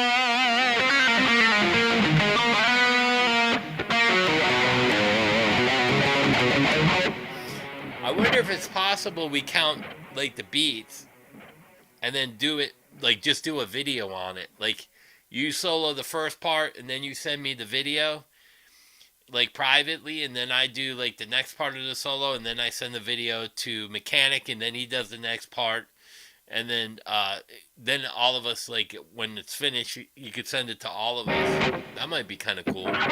Or just play it on the live stream after we do the video. Yeah, do separate videos and then edit it together on a live stream.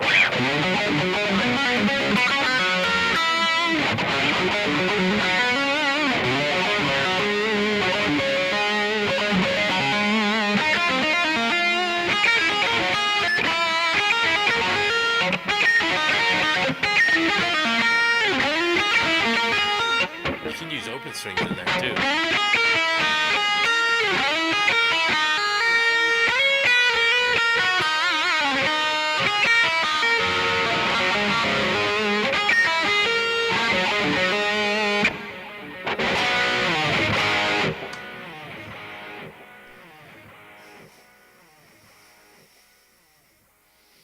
Ones that are hanging?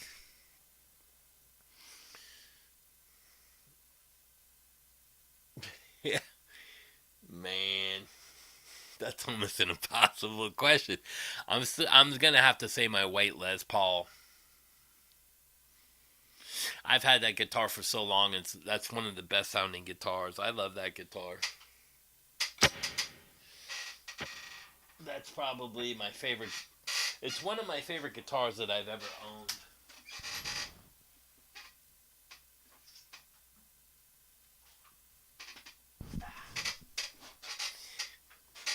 The sound of it is just ridiculous for me. The feel and the sound.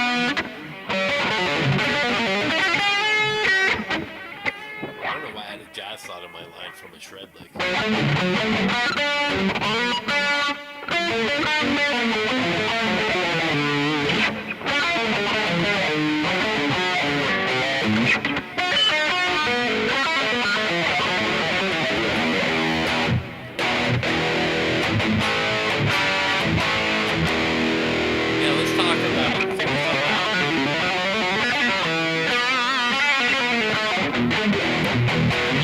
This is probably one of my all-time favorite guitars, man. My custom shop build with all my specs.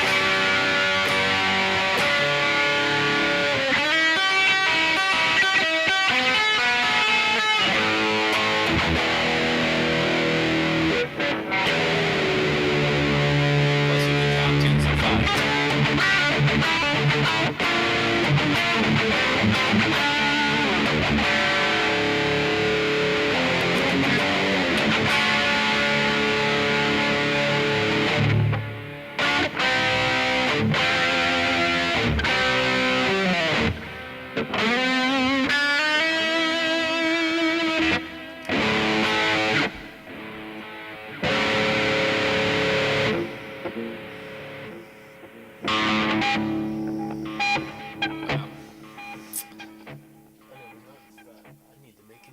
On that bad boy. All my tools on the ground. I knew something fell earlier.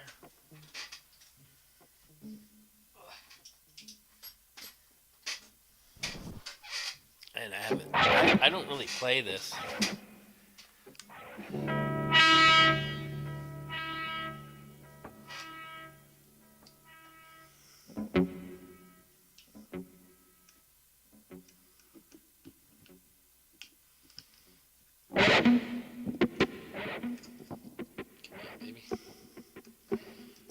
Some thread here. Work with me. Work with me. Man, I can't see. I can't see. Somebody give me a light.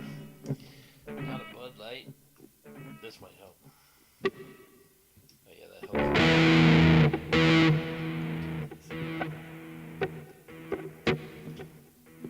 I must have adjusted this at one time. There we go. Put that back on the floor. Let me hear it now.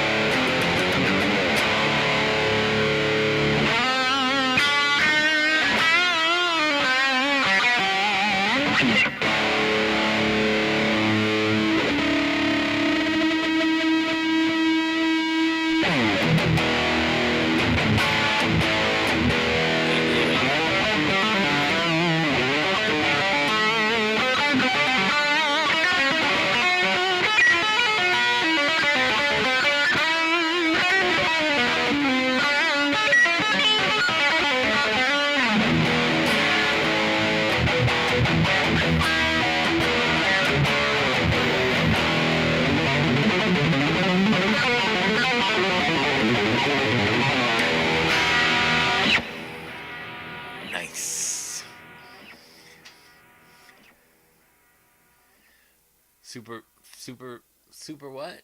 Super V mag? That replaces a trem spring? No. Yeah.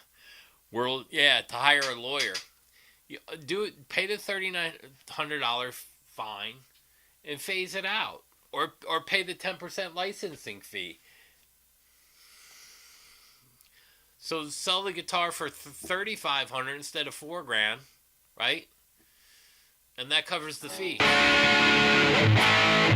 You know, so you're basically adding the fee in there. $350, selling it for $4,000. Dude, they got plenty of money.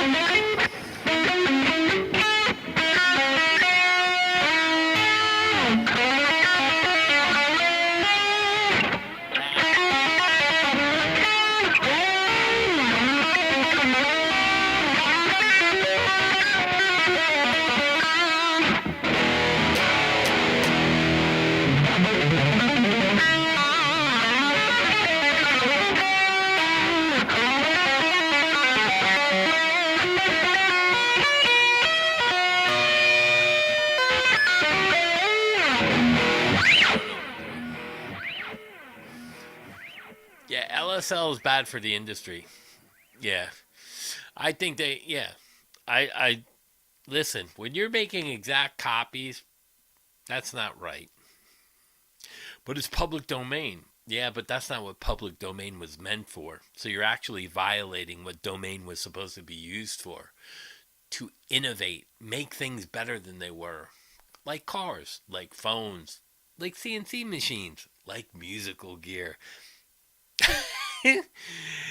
You're still making copies of a fucking Fender. We got Kemper and Quad Cortex out there now. Are you out of your minds? Let Fender make Fender and you fucking innovate.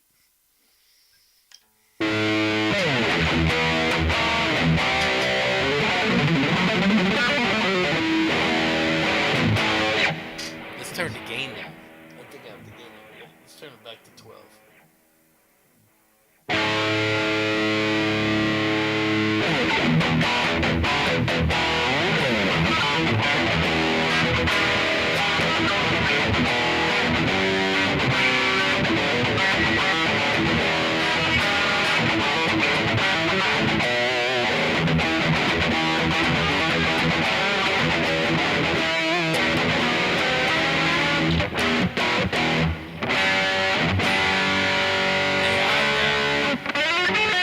Yeah, exactly. For God's sakes, we got AI out now. You can't improve on a 54 Strat? Even the design? The materials? Nothing. What can...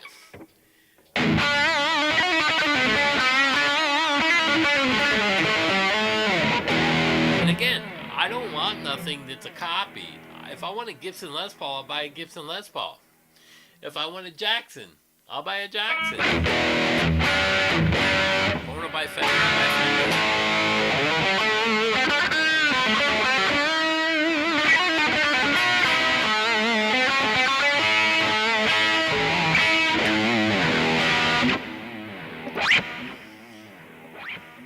Henning does watch me. Yeah, New Age self-reflection videos, but he's not reflecting on anything real yet.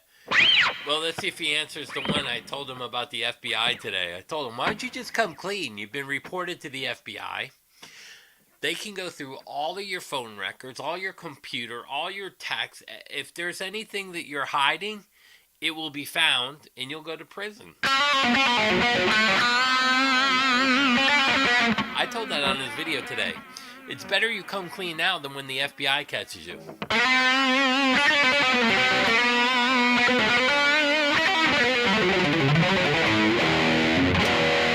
Yeah, I got balls. But it's true. He's been turned into the FBI.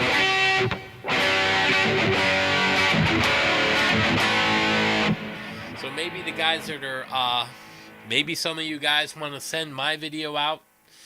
Hey, take a look at so-and-so at this thing. Or at Henning's video. He's gotten turned into the FBI. You might consider sponsoring him. Shabbat Guitars or Fender. Why? If you're Fender, why would you have anything to do with Henning? Nope. Why would you do with anybody that bashes you? I saw the video. He was like, well, I had some cool shots of the Fender thing. And I had to, but there were some guitars and I didn't want anyone in trouble. I said, well, just blur them out. Well, I was trying to respect them. No, you can blur it out. I think you're lying because now you're trying to backtrack on Fender a little bit. Henny, what really is that FBI? New Age music plays? Yeah, for him, he can play whatever he wants in the cell. The Huskow. What's the German name for jail?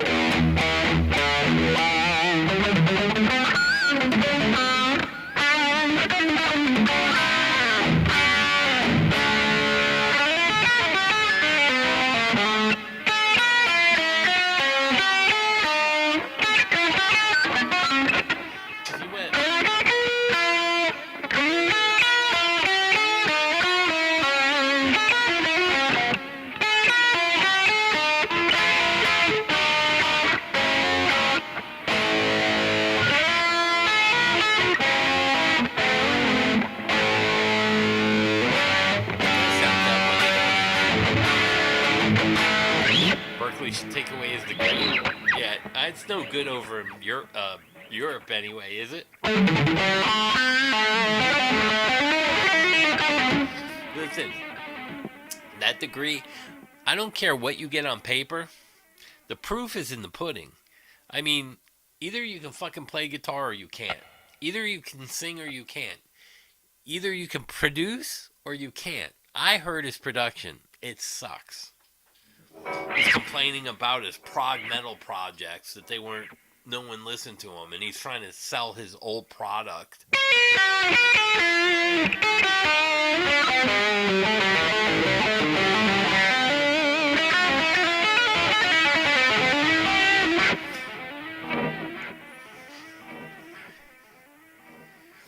He is woke. He can eat 2 meals a day with the immigrants in jail. Maybe he can shill him the weasel in jail. Let me tell you, if I was Henning, I'd stop with the political shit and the girl shit and the weird kooky pot parties and just fucking chill. I mean, bro, at this point in his life,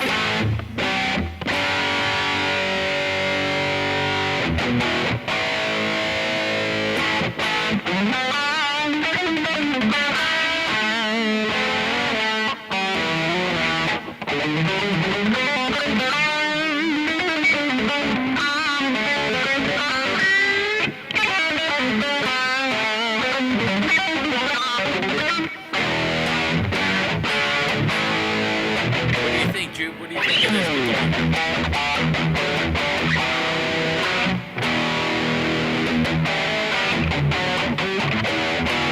This neck is, I don't know what, this definitely ain't a 50s neck. This neck is almost like a sharp. What's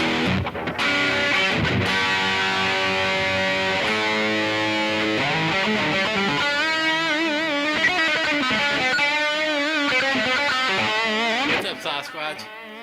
So I don't know if you remember this Justin Meyer cat that we were talking about a couple weeks ago, where he was talking about tuning pegs have a lot to do with tone, and that his ears were better than ours. An award-winning music writer, his ears are better than mine. Gus from Voisu, his ears are better than his. And Jerry, who's not here, he's doing a job right now, but Jerry's played in some pretty decent bands as well. His ears were better than his. He actually had the balls to come out. Talked about the Fender lawsuits when there is none. The whole Thoman thing. And his claim was he was shilling an Anderson guitar, right? A Tom Anderson. All the tuning pegs. He was shilling a Tom Anderson.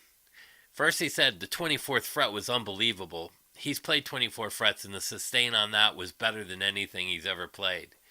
But the kicker,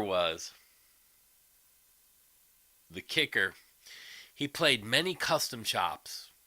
And it had a dip in the neck here, and the frets were no good. So you had to refret a lot of that stuff. And I looked up Fender's quality control issues with custom chops. Not one complaint on the neck or the frets. It was all finish work and dead pickup sometimes. Nothing to do with the frets. He got caught red-handed in a fucking lie. Well, a couple, actually. I was like, bro, maybe it's the tuning pegs.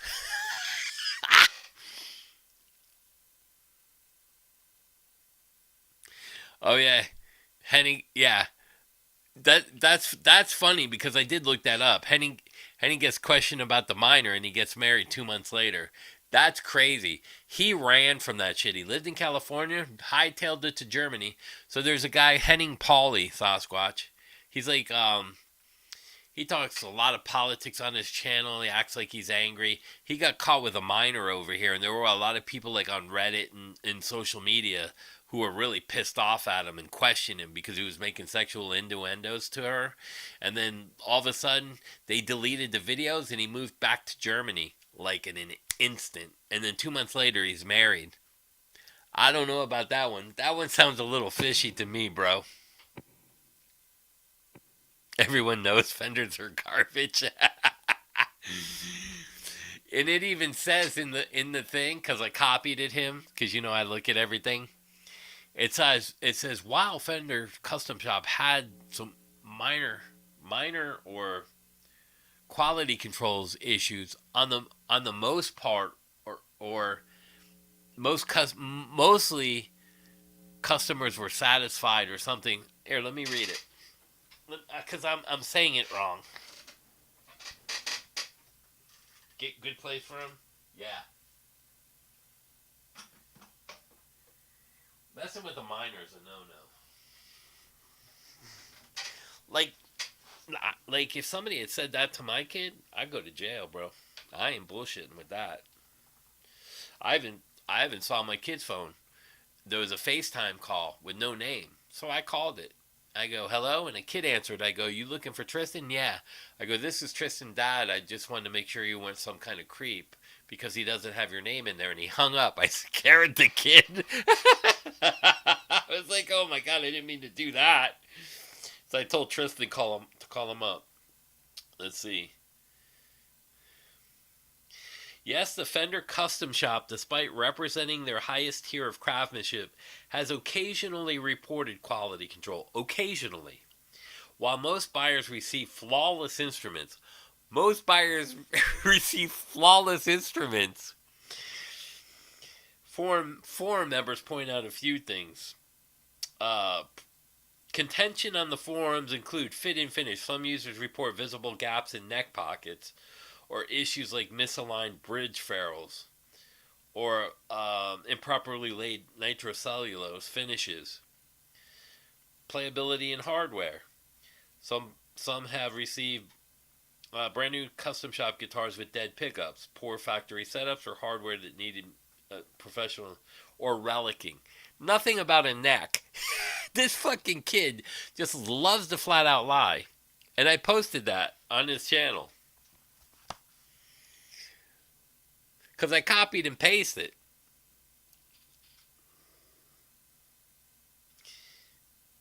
And then he said something about, all these Fender lawsuits. I go, dude, there's not one lawsuit on the docket.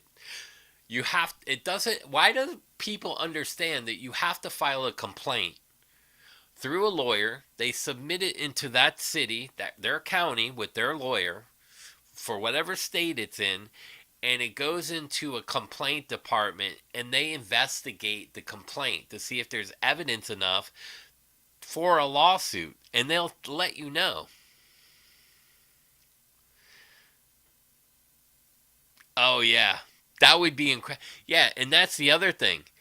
Bud Cole has been president of Fender for like the last 15 years as the CEO. Well, he's the new CEO, but Bud Cole's worked as a liaison out of Hawaii for all South Asian and over there. He's like the big rep. He was high up for say he worked for Fender for I don't know how many years, 15 to 20 years. So he just turned CEO, but he was like a higher up liaison in management with Fender as a rep for the last, if he's there 15 years, probably 14 of those or 13 and a half was with that. I don't know when Bud Cole actually turned CEO of the company. And, oh yeah, don't forget Andy Wood. Andy Wood too. He's another one that bashed Sir. He bashed Fender and then shilled Sir. And I called Sir and Fender about him, and he had to kind of retract some of the stuff he did. He said, we don't kiss and tell about what was sent in the letter. Yeah, because you got slapped. Fender said something to you, and you didn't like it. So you don't want to tell people about the letter that you received from Fender. Why? Because it ain't good. I stood my ground. How do we know you stood your ground on a letter when you won't show it? Were you invited to a tea party and you said, nah? Yeah, Andy Wood. So Tom Bakovac got Andy Wood to come after me because I went after Tom. And then Andy always offers guitar lessons to the guys he thinks can't play. And he checks all our social media and blah, blah, blah, and blah, blah, blah. And I flat out called him on it. And I showed him the video where I was praising him and said, I don't know what happened, but he just didn't play good live. I don't know what happened. And so Andy Wood thought Tom called him in the middle of the night and did this bullshit story. So he didn't even watch the video because he did a video about trolls and it was all about me. And I go, dude, he goes, and in the video, he goes, I'd really like to know which video he's talking about. I go, dude, you didn't watch my video because I flat out say you were playing live with Joe Bonamassa here. So if you had actually watched the video instead of listening to numbnuts, I go, where's my free fucking guitar lesson? I go, you owe me a fucking apology. That's right. Andy Wood still owes me a fucking apology, but he don't want nothing to do with me. And he should, because he was 100% wrong about what I said. He plays down on Gay Street, right? Gay Street in Oxford. And I called Fender, and I talked to the president of Sir. And I said, listen, man, that's not a cool look for your guitar company, having a rep that has a signature guitar through you, and then bash his Fender and then tries to shill his guitar. I go, that looks like bad. I go, if you're gonna say your guitar, you went with Sir and was offered a Fender contract, that's different. And then just say, I chose Sir because I think they have a better radius neck for me. They have these rolled frets. These are stainless steel. Talk about the specs to sell your guitar, not a bashing. You can't bash another company and then expect to have the Fender people that buy Fenders like you. You know what I mean? That's 30% of the market. You're eliminating sales. It's not a smart thing to do.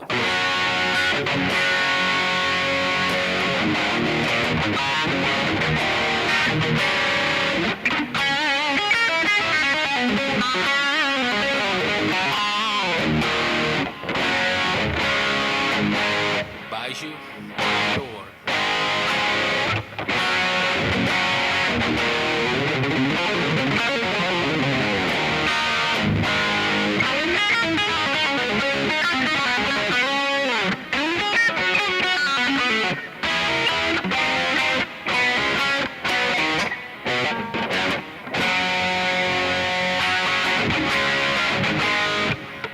Came up with this little lick here, Sasquatch.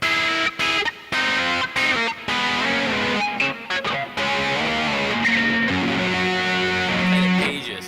I'm trying to work out other.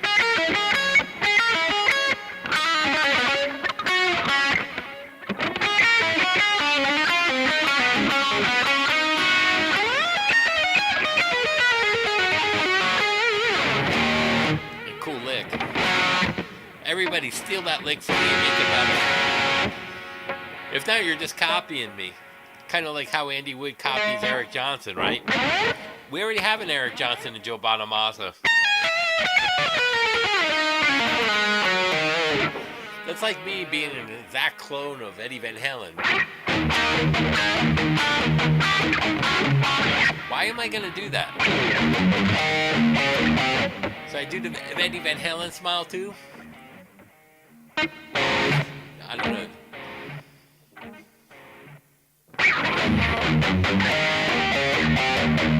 Wait, let me think. If I do the Beatos, if I do native only, created native, that's good soup stir. Yeah.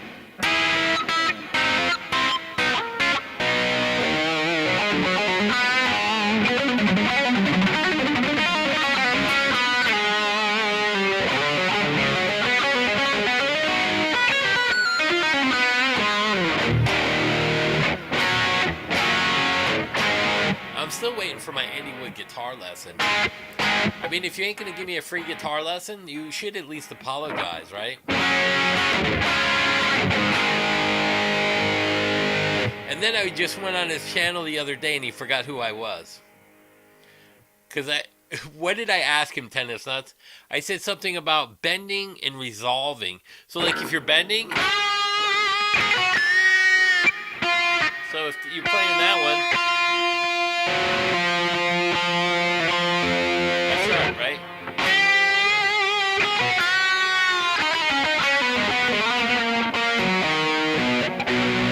So resolve it to a B or C sharp.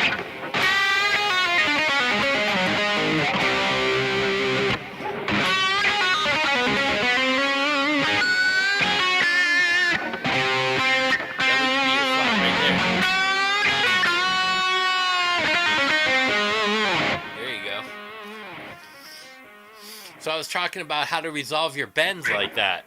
And then he got into some whole other. I don't even know what he was talking about. Like, it threw him for a loop. I'm like, can you talk about how resolving your bends? Yeah, that's a great question. And then he was doing something like it had nothing to do with that. I'm like, he doesn't really know theory, I don't think, because that went way over his head. Like, if you're here.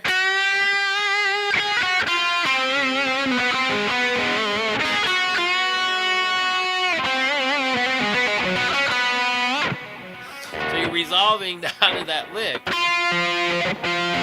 sharp, F sharp 5, C sharp.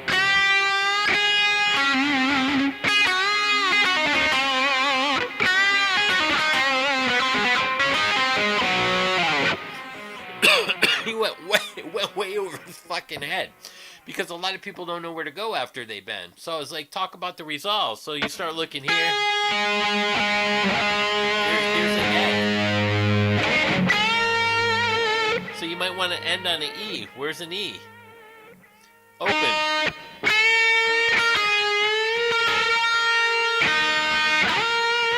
To a B.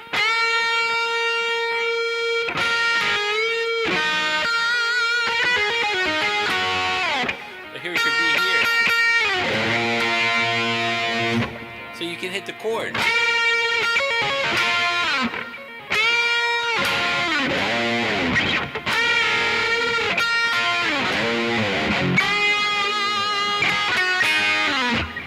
You can resolve it that way too. It's like it flew over his head. What's up, Jerry boy?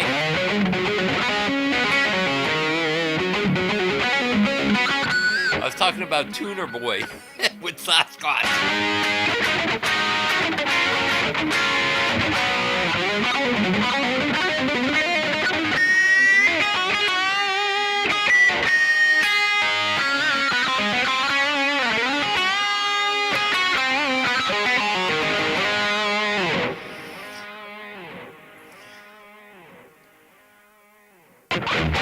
Kind of cool, right?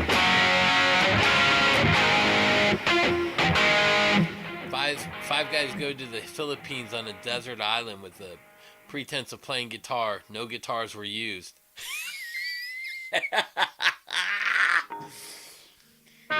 Tennis nuts.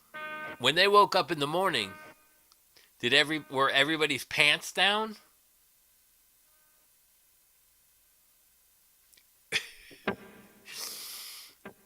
Well, we're just gonna have to go to that island, aren't we? I just weeded an old lady's 3-acre garden. She tore you to pieces?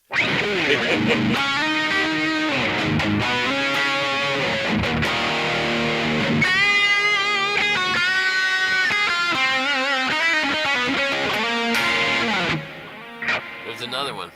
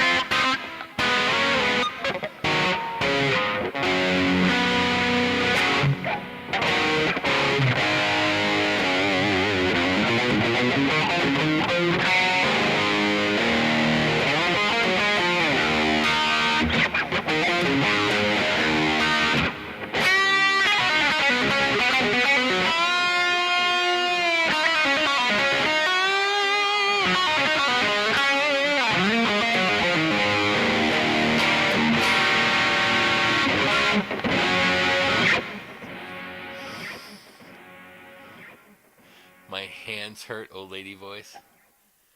Oh, it's all on Henning's blog.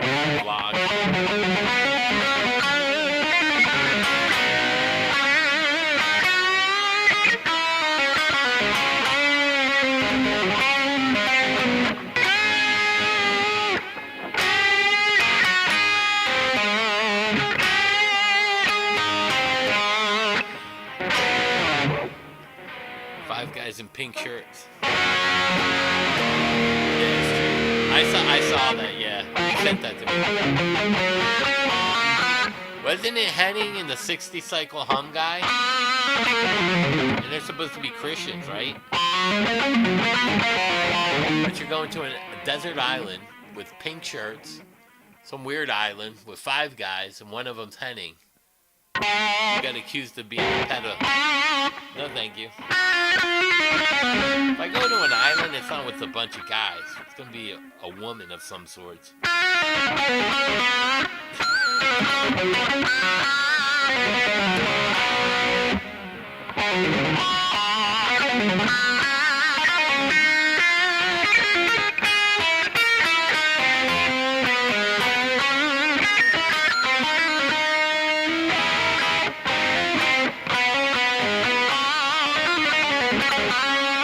Yeah, I think it was 60 cycle hum, the partner guy, right? And Henning were 3 of them. I don't know who the other 2 were. Yeah, they all went to an island together, bro. Oh, the guitar geek was the other guy? Oh my god.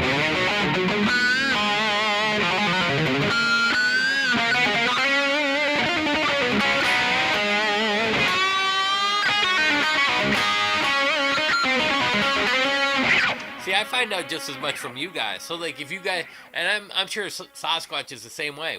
We'll go look up everything. Like, I'm gonna look all that up now. I didn't know the Guitar Geek was in there. The picture was hard, grainy, kinda, but I'll look that up.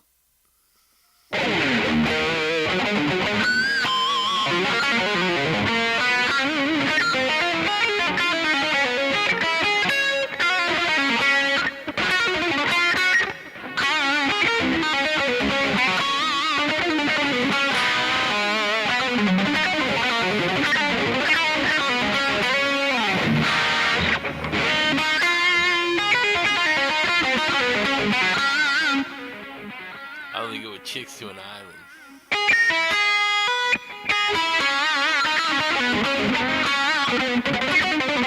Hot ones. Paid for by my shills.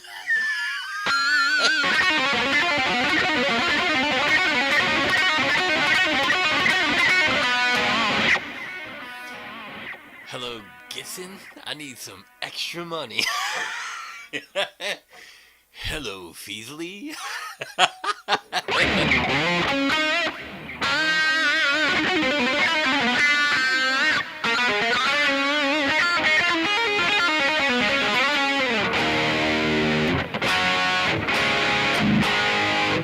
My little St. James, here I come, baby. Oh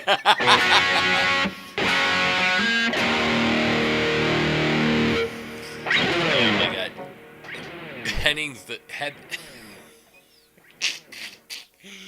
Dude, he can open his own island in Germany.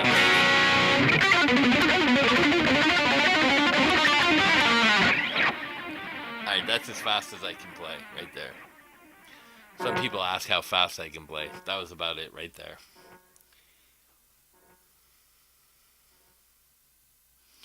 Bringing a chick to an island is like bringing groceries to a restaurant. When in Rome, do what the Romans do. Sponsorship for polish. Ryan plays surf music. Lame. Oh yeah? Dude, I don't have nothing against surf music, and I'll listen to it. But I'm not playing that. There's so much cooler stuff to play.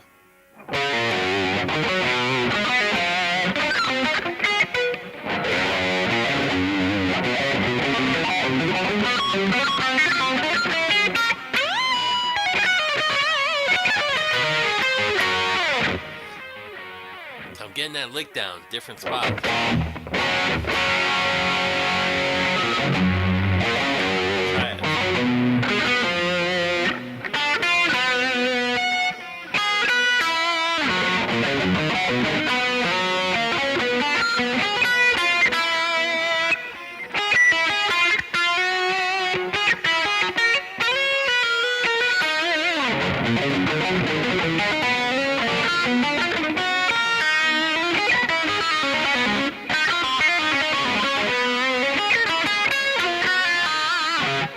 get that lick down yet?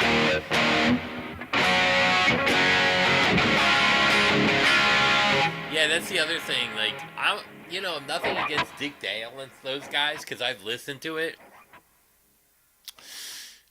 I can't listen to instrumental unless it's jazz based.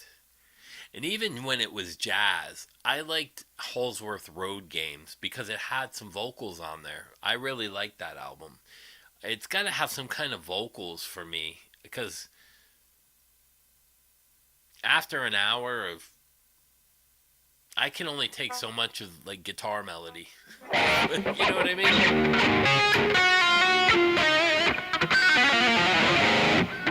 And then like all the licks. I mean, the licks are interesting.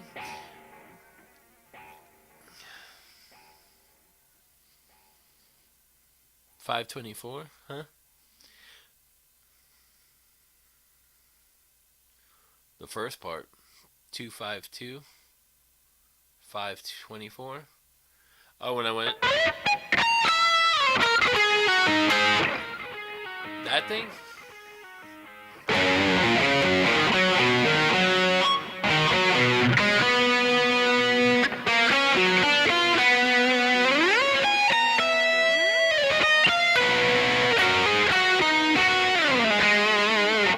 Something like that.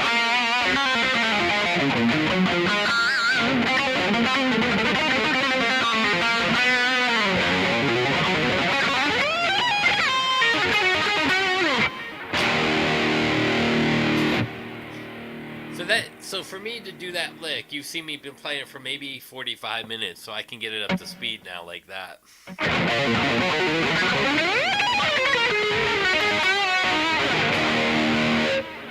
2.5, 25, 2.4. What are you asking me? I don't know what you're asking me.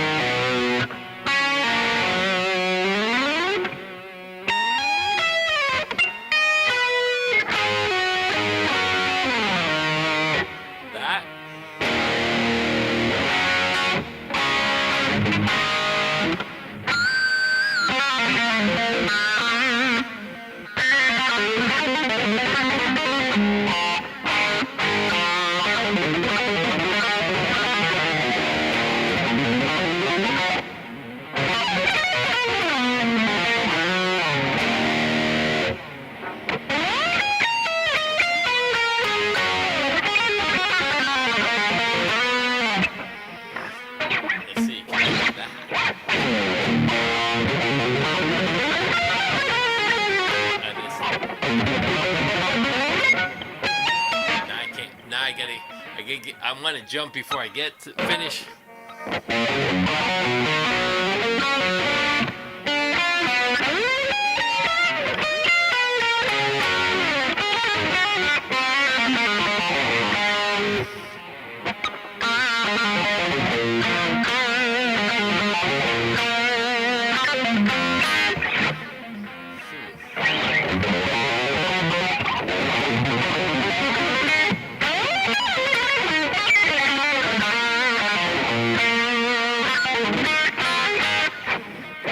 Almost.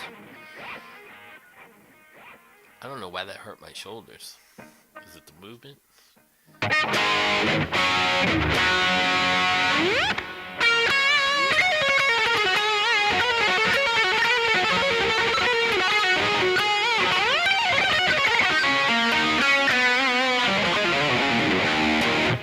Backwards.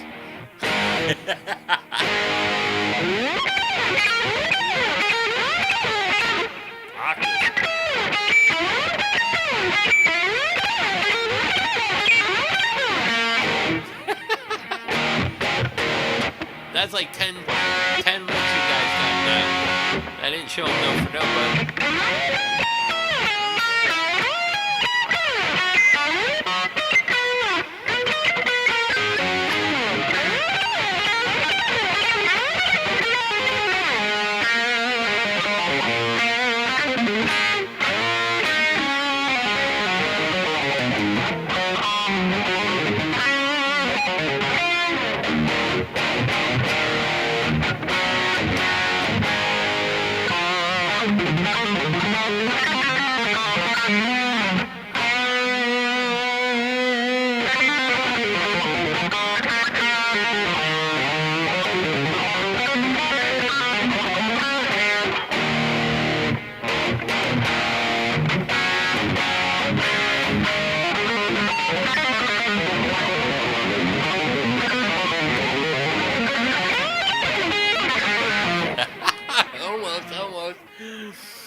Almost.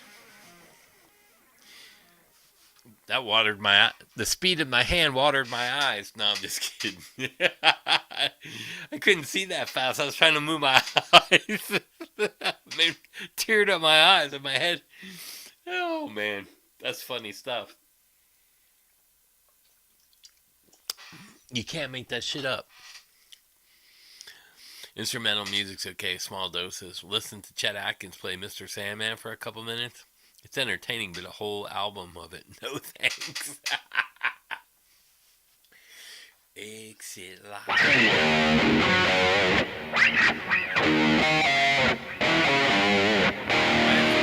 I played it the other day.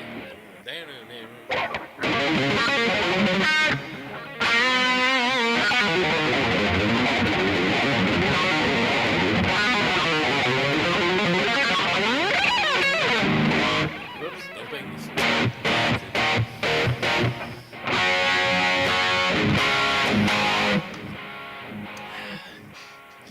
You know what's a shame? Big name players back in the 80s used to play BC Rich.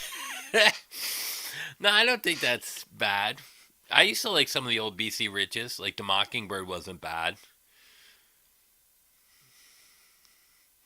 What's funny is there's no name players playing Tom Anderson that I know of or LSL guitars. Yeah, they lost their way in the industry. The old BC Rich gunslingers were great guitars.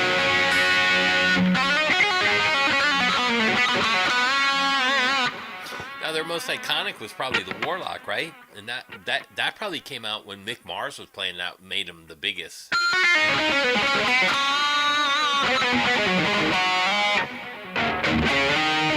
It's like Dean. Dean had Dime and they had the Cadillac. Those were really cool guitars. Now they can't make the Dime because they're being sued through that.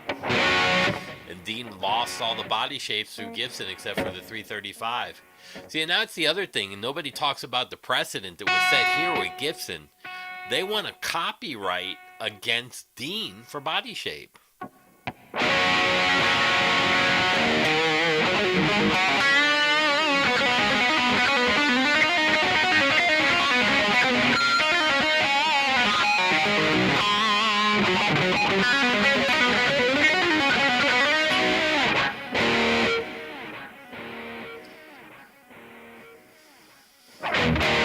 Yeah, some pro.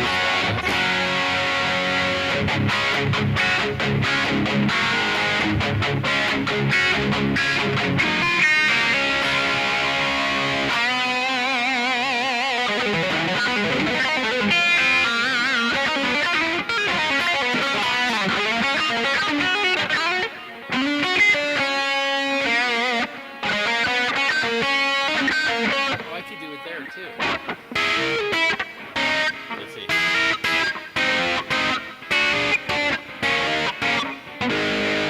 There you go. Did I do that before?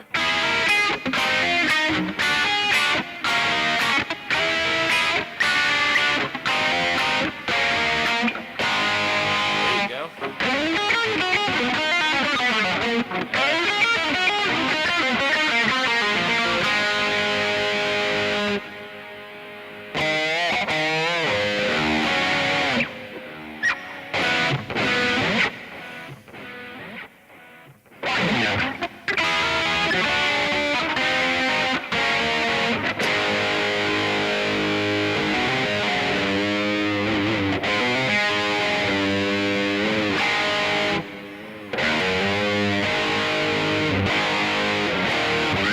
The Stealth. An 81 Stealth.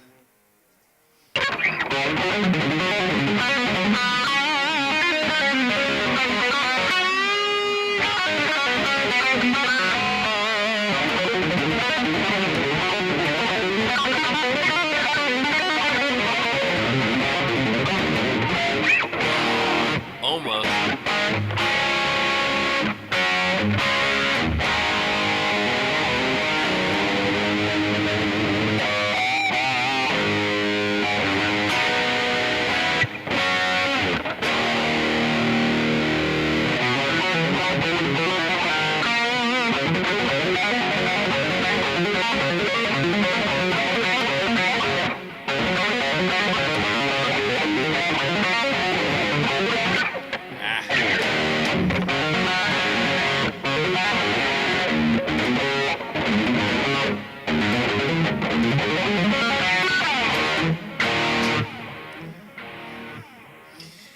I have an endorsement with EVH. It's at the end of the year. I play EVH 10s. I did get a couple packs of Diodario 10s, and they're the same exact string. I like Diodario. They last a long time. And they seem not to break as much as like the Slinky.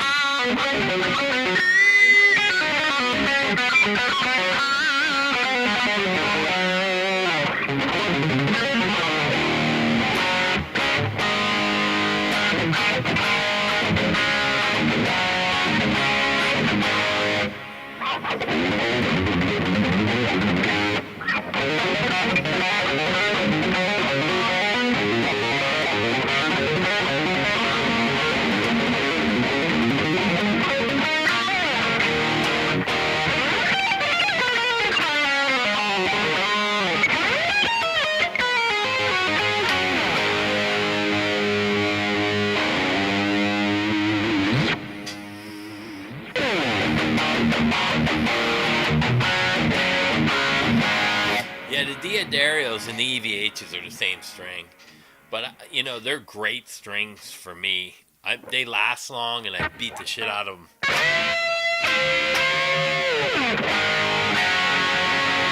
Stays in tune great.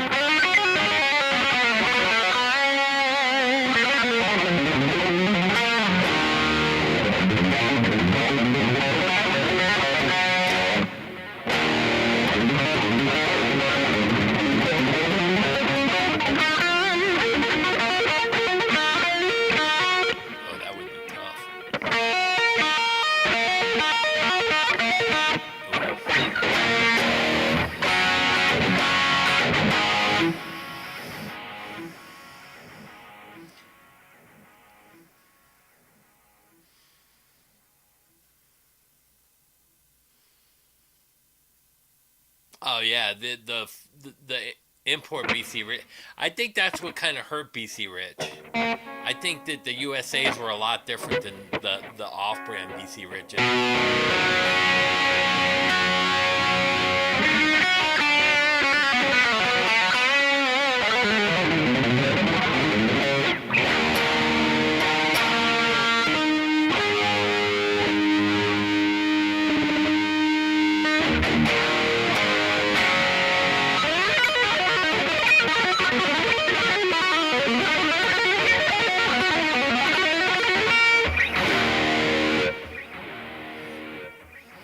Tell Andy Wood to play that. Same with a lot of companies. Yeah. I think what happens is that's where PRS was better at. I think because the PRS SEs were actually for me just as good as the USA models, and the cost was such a great significant amount. 700, 800 versus like 3,500, 4,000 reserves. I thought the SEs were way better quality for the money, and that's where Squire picked up like that vibes. There is, if anyone's looking for that guitar right there, I found one. It's in Miami on Marketplace. He wants 300, and he'll ship it if you pay shipping.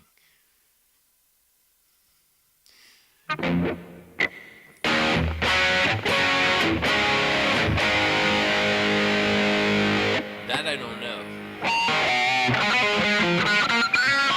I know D'Angelico made a Garcia. I'm friends with the owner from Arizona Ice Tea, and his son, he bought D'Angelico for his son as a hobby. I haven't talked to him in a while. I gotta call him. Yeah, the only PRS that I'm really in love with is that NF53, that Telly. Just because it's not like a guitar I've ever played. Jerry Cantrell is fucking awesome. Alice in Chains was fucking great. Them bones. Do I remember that?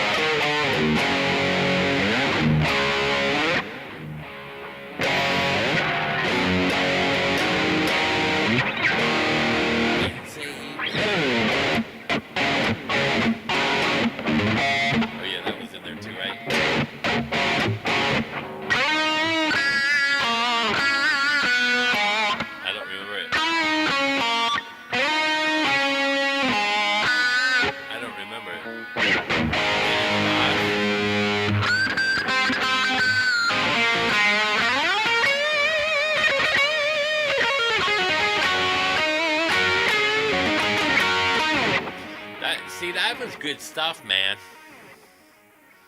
Pat Thrall, fuck yeah. I love Pat Thrall, man. That's one of the probably.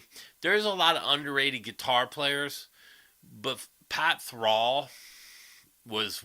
When I heard Snorting Whiskey and Boom Boom Out Go the Lights, and I heard all those diminished runs played like that, I was like, man, oh man.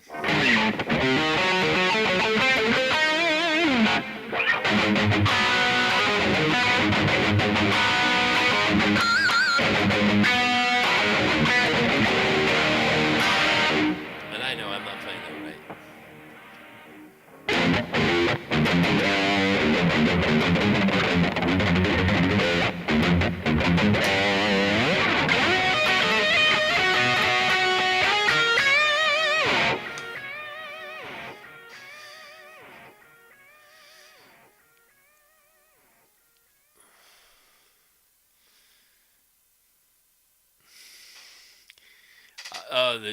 The a good PRS is $5,000 now.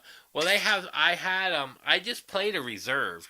Somebody traded in a reserve. It was this color, but it had an F hole in it.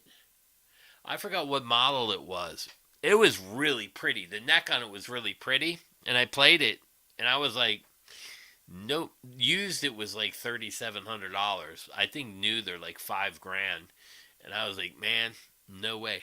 I got PS Reserve pickups that's in that 57 Les Paul. And I sent that Les Paul out. That's why you don't see it behind me no more. That's at a luthier. He did contact me back. He's like, man, I could fix this, but it's going to cost a lot of money. I have to strip the neck down and take the neck. Whoever put the neck on there didn't do a good job. I was like, how much? He's like, $15,000. He goes, it's not easy to do what I need to do. I'm like, okay, just do it. Yeah. I mean, for the value for a no-name company, which is really actually a named company, Carvin and Kiesel, and it started with the pickup winding. So they were originally called Kiesel, and they were selling pickups, and then they went into making guitars, and there was like I don't know, they were making pickups for somebody. So they had to change the name to Carvin and then change it back to Kiesel. Which, that's a weird story, too. And then how the brothers were fighting and the dad died. Because they were making pro audio equipment, too. The one brother didn't want nothing to do with guitars. Thank God the other brother, the son, wanted to do guitars. Because we wouldn't have Kiesel. There'd be no Carvin or Kiesel. You have to try to find Kiesel would never existed and Carvin would have went through the roof.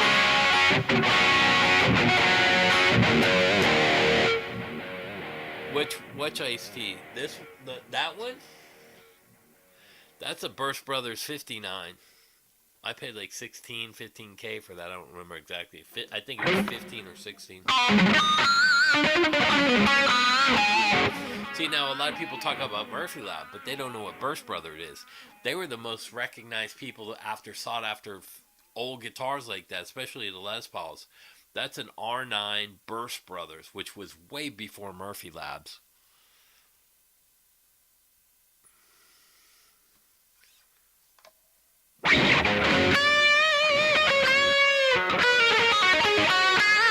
Right now, that's probably the most money guitar in here.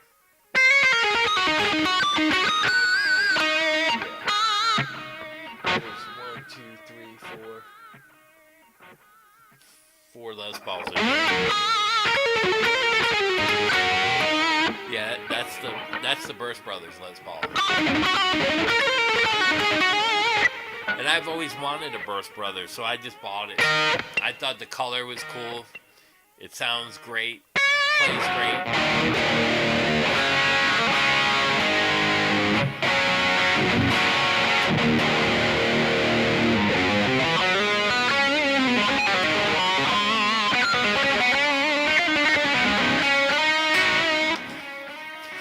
Mr. Night Owl, you just gotta write 2 or 3 #1 hit singles, put your name on there, don't take the payout with the NDA, and then sign the guitar and put it away. It'll be worth the money. You never know, because if Kiesel, if here's the thing, if Carvin is Kiesel, let's say that kid, you get a Kiesel, buy a used Kiesel. It's not as big of a loss.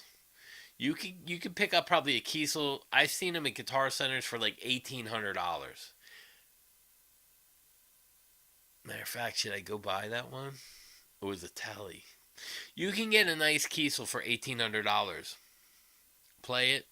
It's You can get a really good Kiesel for cheap if you find it on the used market. They're not easy to find, but $1,800 is not, it's a drop in the bucket for a good quality guitar.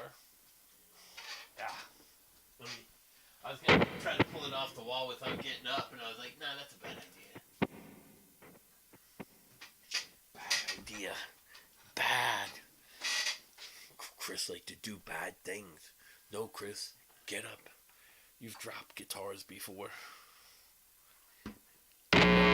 There it goes. There's $3,000 off. Thank God it was a tuner.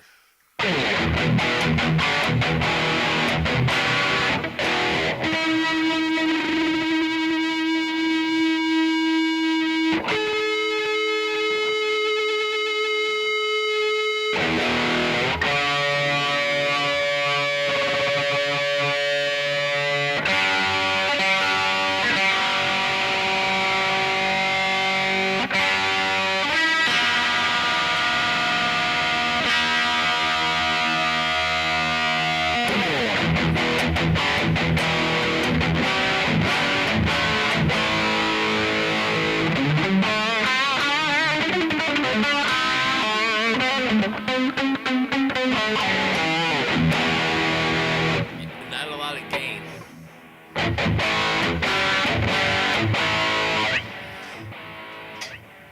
Let's see. We could do this though. Let's up the presence too. Maybe up the treble. Let's see how that sounds.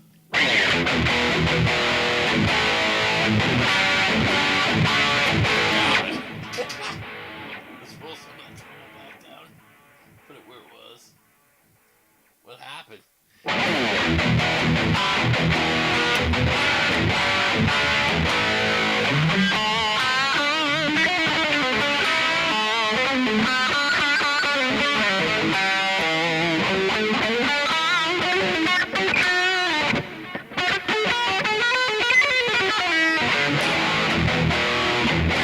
Yeah, it sounds amazing.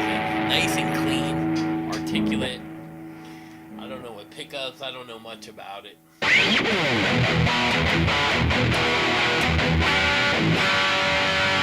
just know it's one of the best sounding Les Pauls I've ever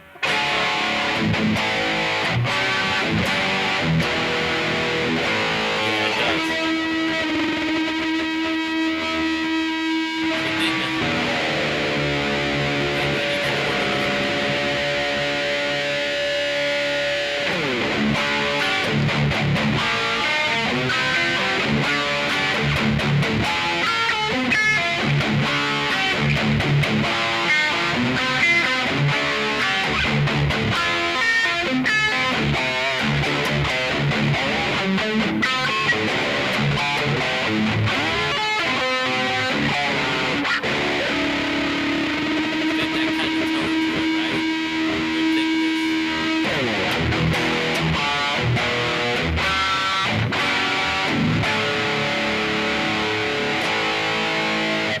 This one, $15K.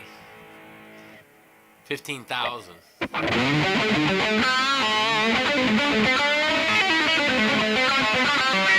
Oh, on the Kiesels, yeah.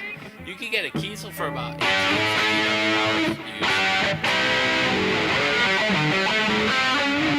Yeah, already built. There's one at West Palm Beach Guitar Center that's been there for a while. It's a Tele Kiesel. They want 18 or 16. You probably could talk them down to probably 14.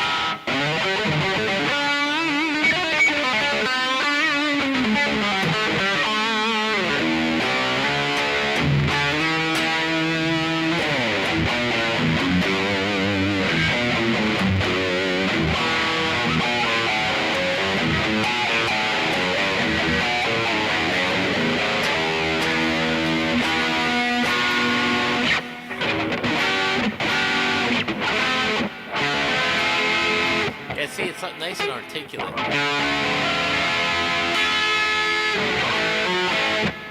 So it's like a great rock guitar.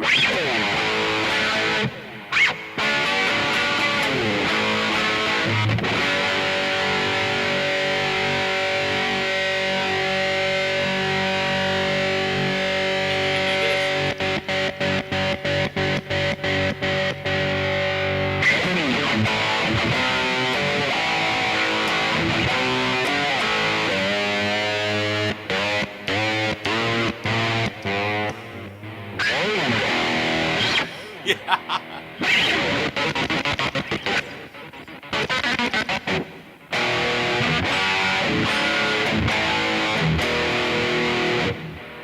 Spritzels are the only tuners you won't devalue on a classic guitar. Yeah.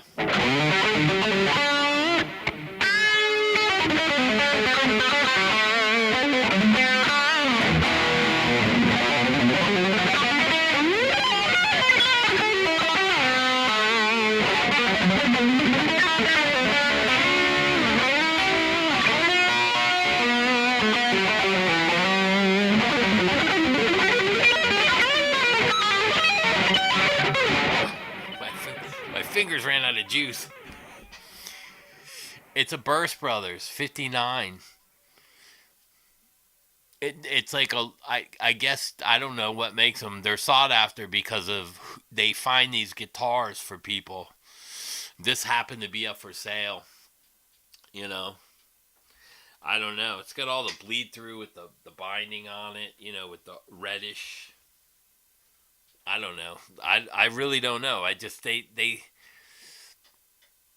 yeah, it's just because that's the price for it. Now I've seen some of the Burst Brothers like an R7, like the 57s for like 7,900, but I guess those aren't as sought after as a 59.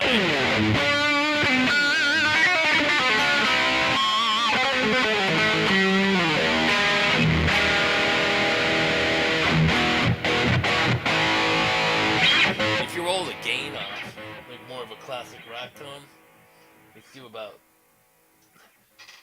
It's probably a tag 30.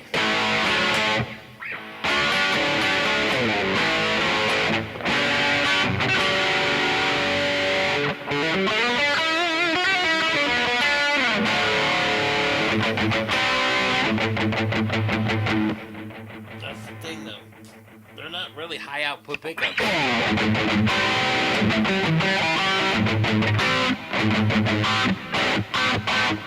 But it's great tone. It's nice and clean.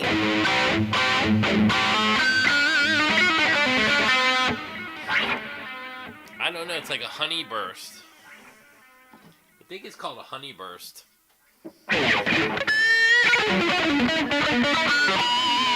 I don't really play it though. It's more of an investment. And I just always wanted one because Burst Brothers were very they were known for a long time for getting guitars for celebrities and everything. But it's a good playing Les Paul. I think my white one sounds and plays the best. This one is really good. This one, my gold top is really nice. And I don't know what it is either. I've never pulled the pickups out on this either. But this has more of a tack to it. I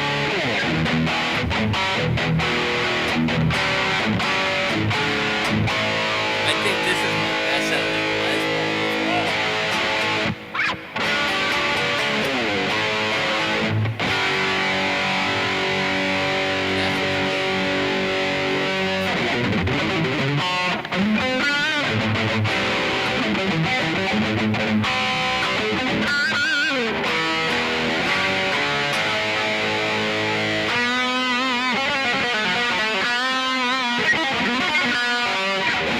You think they're 57 classics? Maybe. I don't know. That guitar, that's not a $400,000 guitar. I have a real 59. That guitar is like... I went to sell it for $380K, and the guy came and he flew in, and it was verified in front of him. He offered me $330. He tried to lowball me. I'm like, nope. Yeah. So, is it worth 15K? It is not really. Drop the gain way back. Yeah, and it is now. It's like 10:30. I don't know if you can see. If I drop it to say, that's probably 10.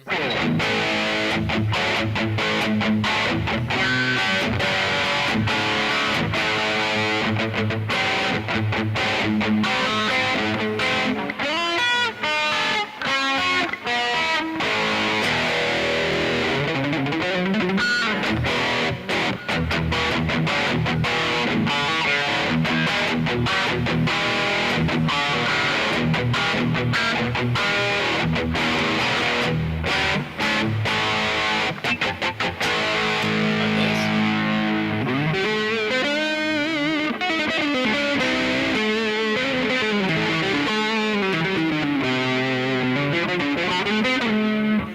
Yeah, I go in it. His guitar's not worth 400K though, and I'll tell you why. He has them refretted. He tells you, I buy them to play, so I refret them.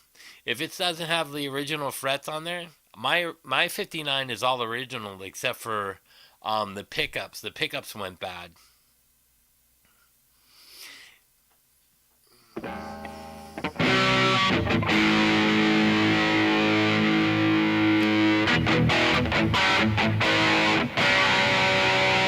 Hard to crank. Make a snake face.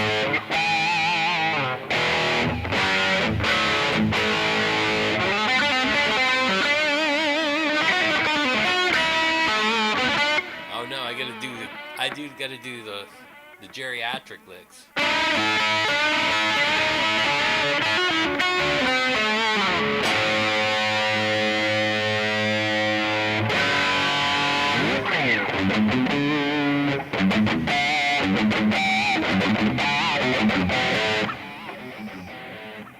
Is that Badlands?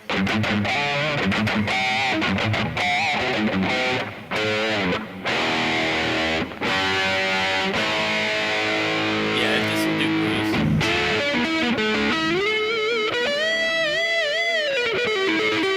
Especially you roll off the volume a little.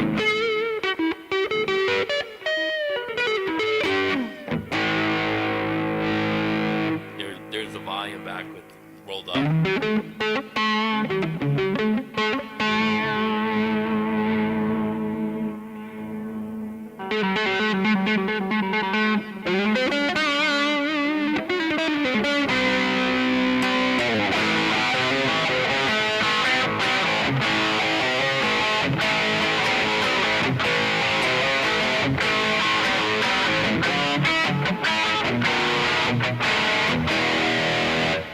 There you go, there's some blues.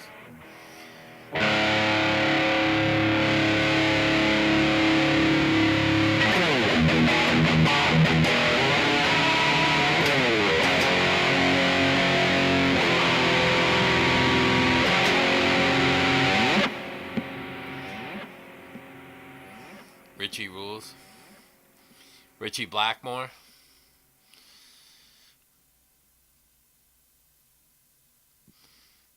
Wrote a song about it. Like to hear it. Here it goes.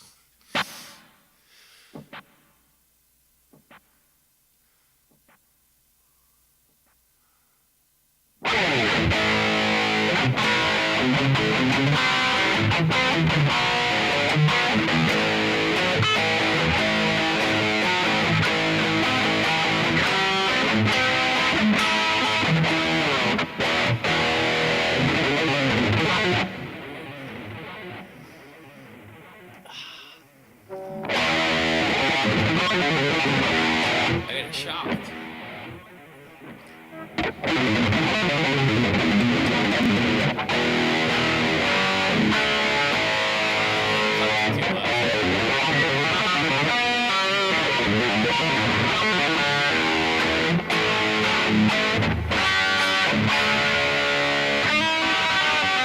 Must be the mojo.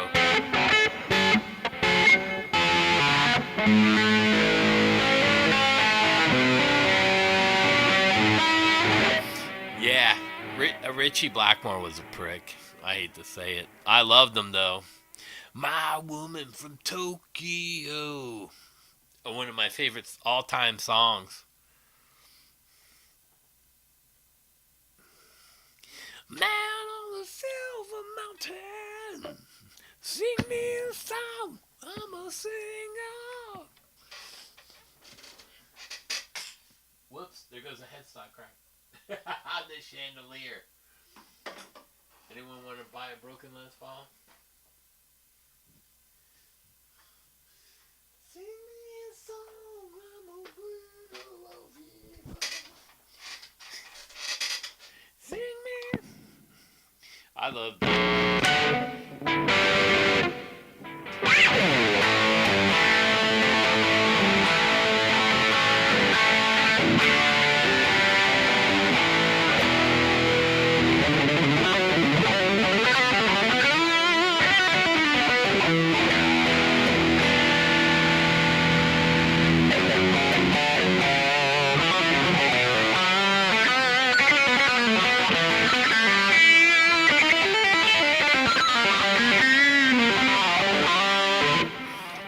the blue Les Paul. What is that? That back here? That's a Tommy Thayer Kiss Les Paul. Yeah, so Greg Goldie, Jafria was opening up for Rainbow, I think it was. And Greg Goldie did his solo, which is fucking unbelievable. Yeah. Hey, Scott, that guitar, they have one for sale in Marketplace in Miami. I think he wants 300. That's the one with the pine body, baby. It's exact. So if anyone wants it, call that guy up and have him ship it. So the story goes, Richie came to the side of the stage to watch Greg Goldie play, and he told him, you can't do your guitar solo no more. So he did it again, and I guess they got kicked off the tour. I guess he was intimidated by Greg Goldie. I would be too. Greg Goldie's a monster player. Just play better. Be better, play better. Be better, do better. Look at that. I got a drinking problem. That's not open all the way. Now it is. Damn it. Look at that. Slobbered all over myself. Man. I told you, tennis nuts, I rode that little bus.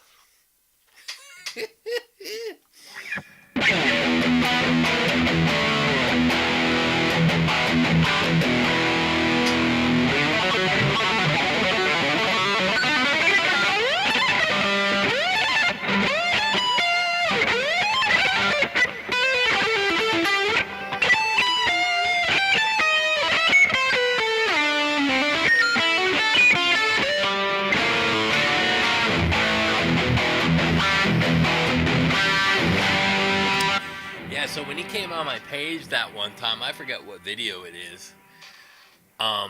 So my friend,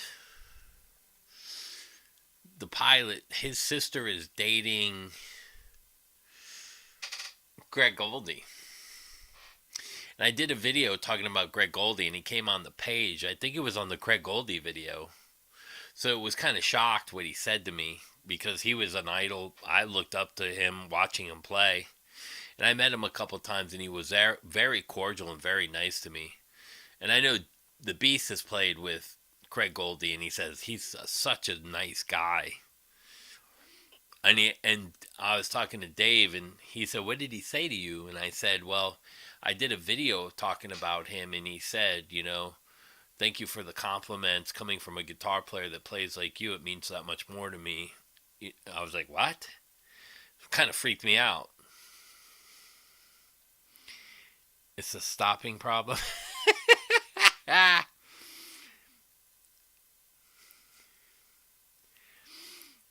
You're not supposed to call him a prick. Who, what happened? I missed some? Oh, wait, I missed some. No, and I don't, I I have my Fractal FM3. I'm gonna keep that. I missed something though. Richie was a pick. Yeah, you're right. Like 0.035. You got it now. Huh? 035. You got it now. Leave that shred alone.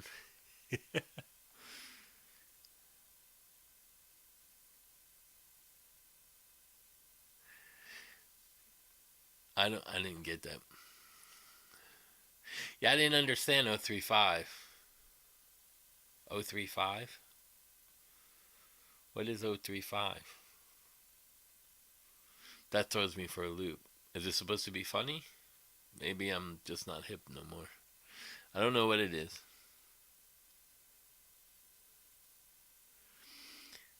I'm out of here, bro. Gotta spend some time.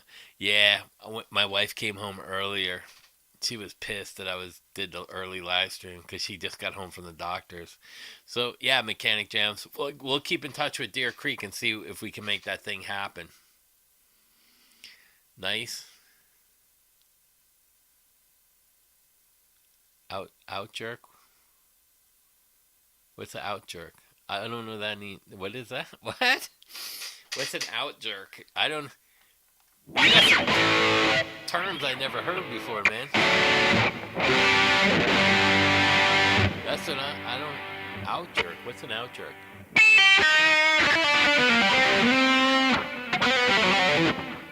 Oh, 035, smoke on the water. What is it?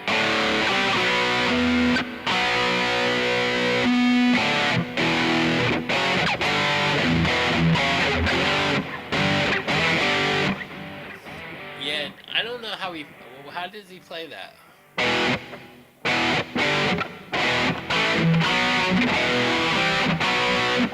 Richie actually plays that weird.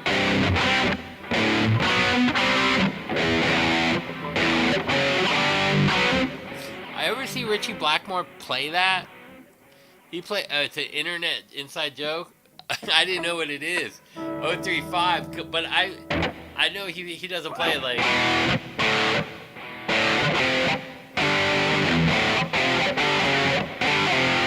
What is that?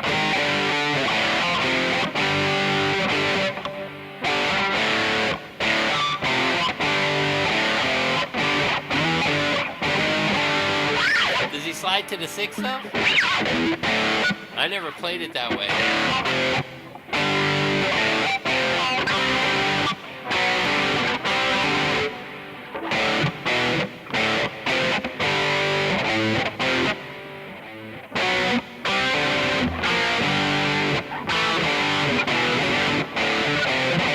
I know he plays it weird.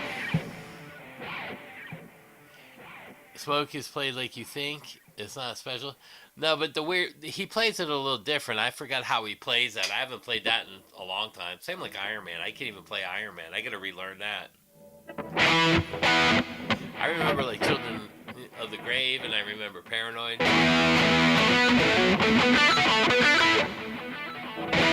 Children of the Grave. I gotta learn Children of the Grave. And I don't know if we're gonna play Iron Man. I think we're gonna do Children of the Grave. I'd embarrass myself at Guitar Center. I do anyway. I don't need to play Smoke on the Water to embarrass myself. I just walk in and I turn red. What did they say about us older guys in there, those kids? Because usually when I go in, I got kind of like a beard going. My hair is rolled up so you can see the gray.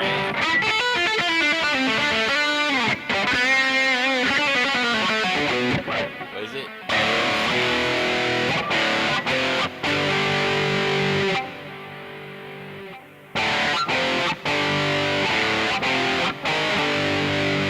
Oh, thanks. Yeah, Children of the Sea.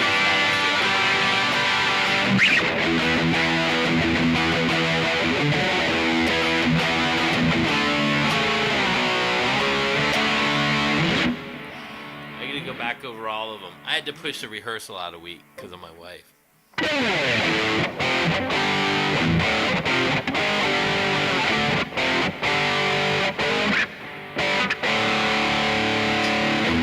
I could do the bass line. I get you covered, Deer Creek. You play the rest.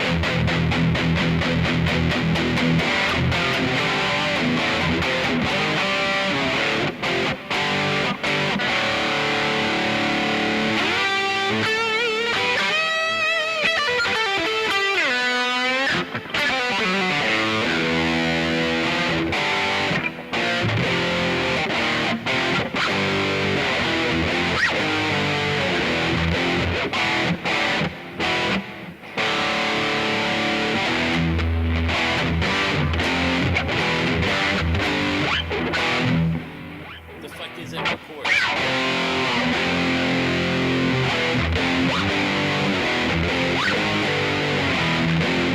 Is it F?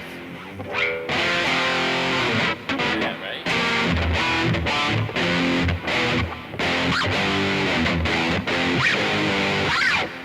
Man, I don't remember the way everybody played it wrong. I don't remember that.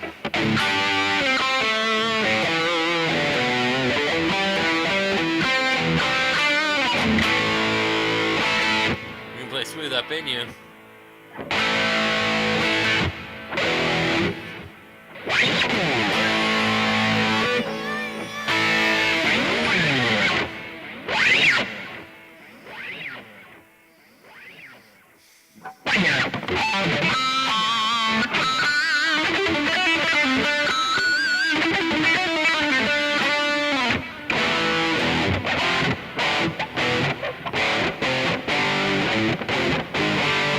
I'm gonna be playing that in my fucking head while I sleep, because I'm not gonna get that out of my head now. Thanks, guys. 0 and 7 frets? Probably.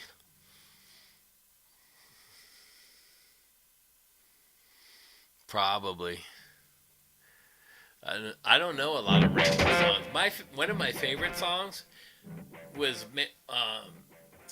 My Woman from Tokyo, but that was Deep Purple. But in Rainbow, I love Stone Cold. That was a great song. But also, Graham Bonnet with Rainbows, not talked about a whole lot either. That had some great songs.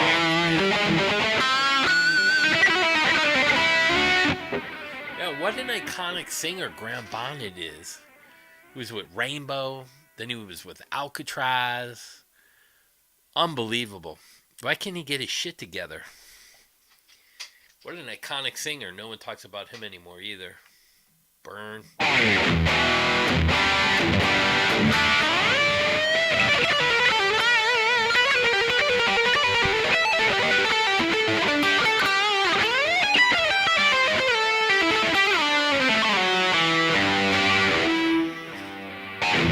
Since You've Been Gone, yeah.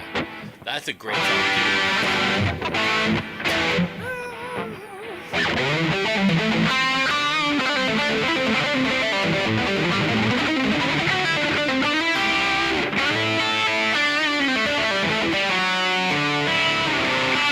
Hey Scott, are you gonna go to see Joe Wentz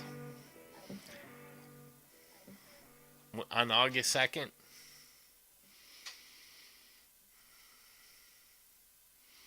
Lazy, yeah, Glenn Hughes. That's another guy underrated, Glenn Hughes. That guy can still sing his ass off.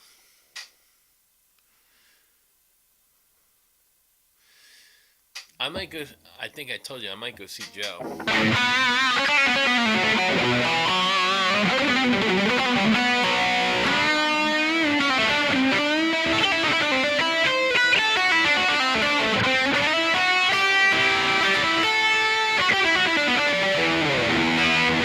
So I might go see him. I might bring my kid on a road trip, visit some old friends. I'm gonna go see Doc from Sabotage. Then it's my buddy Pawn Shop Mike, my buddy Vincent, and then Joe. Archie Bunker.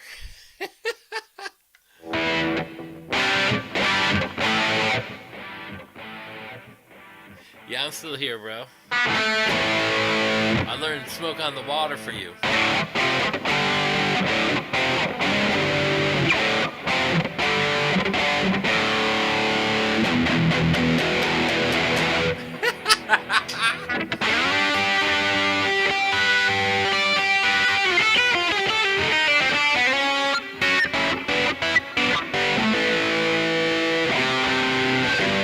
Oh man, you're an old man on the silver. You're an old man on the silver mountain.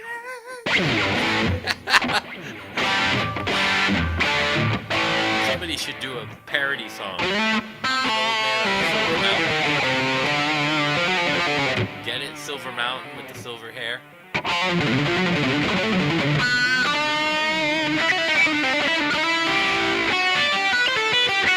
Yeah, it was the first thing, one of the first songs I learned, that and Iron Man.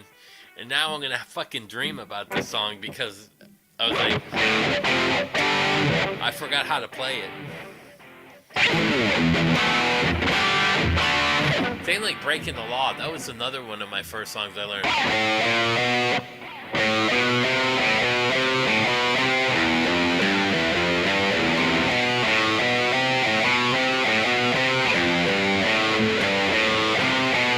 Is that right?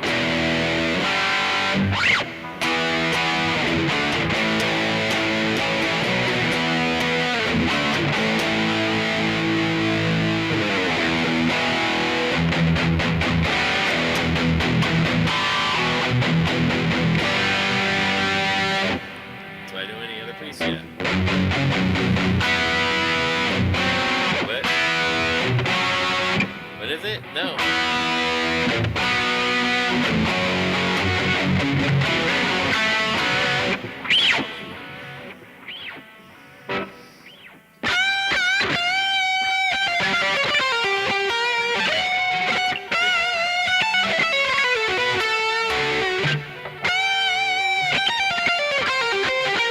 Yeah, it's in G pentatonic.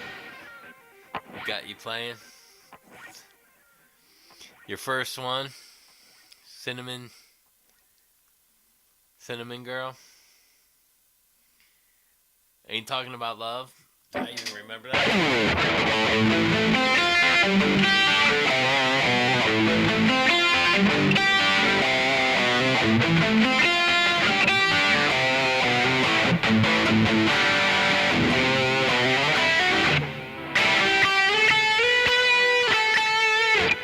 Do I remember?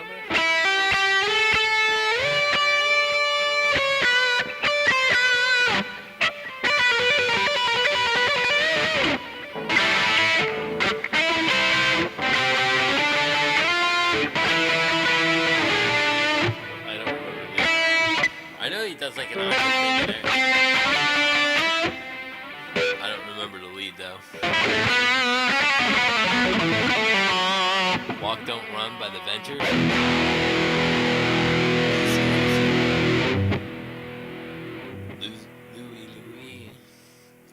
Louie. Louie. Walk Don't Run. That was a cool song. Yeah. YouTube.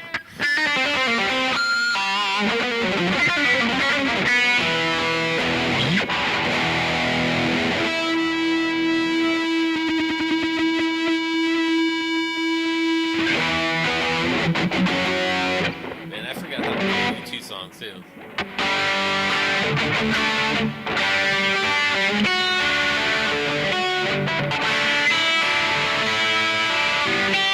Man, I forgot all those.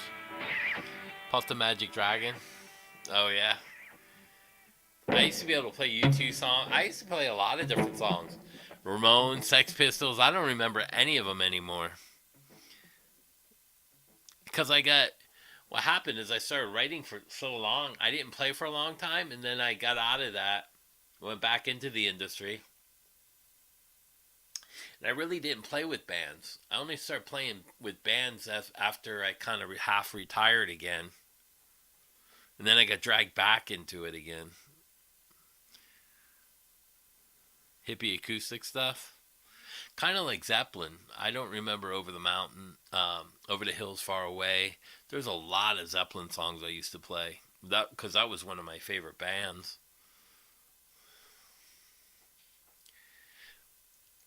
Zeppelin were the kings of pentatonic to me.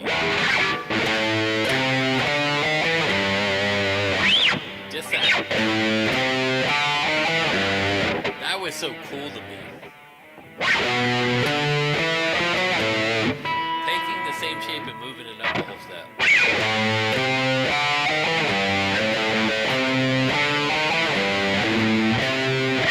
That was so cool, man.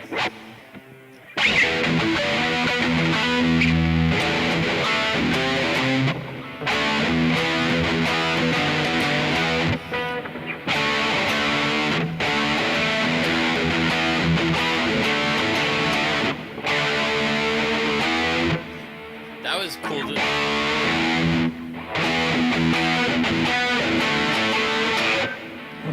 you know, the whole bending of the chord.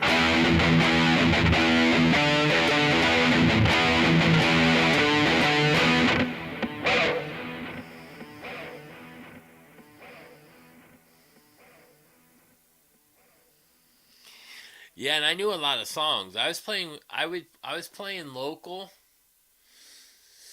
between the two bands, 36 songs. It was about 70, 80 songs, maybe 100 songs off the top of my head. I used to know a lot of Lenny Kravitz, too. Man,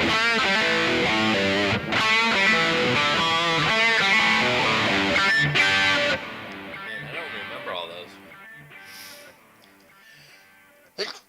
Excuse me.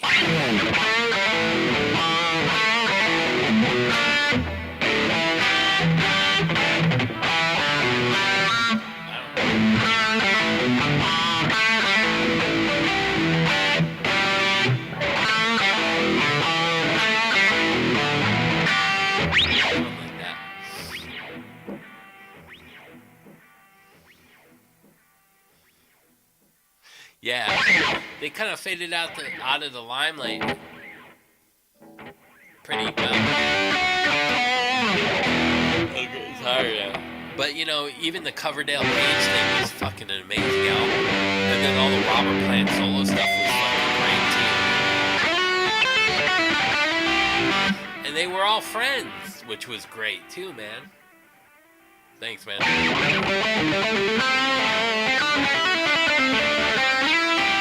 That's why I like this lick.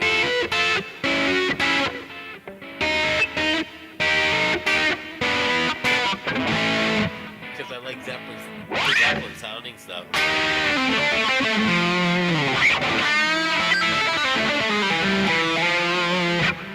Like that. That's like unbelievable. Stuff like that's great. I don't know why people don't learn more from Page.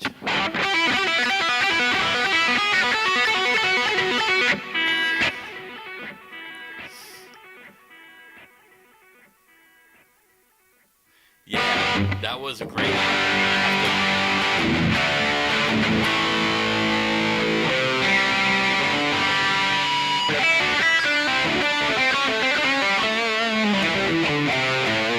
And Coverdale couldn't fire him.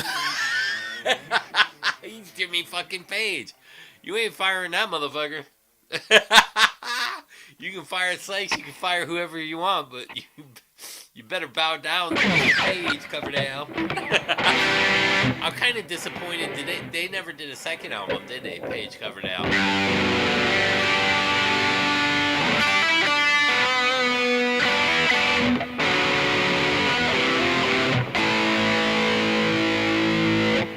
I'm gonna have to rewatch what I just played. I don't remember. That's kind of Zeppelin-y right there.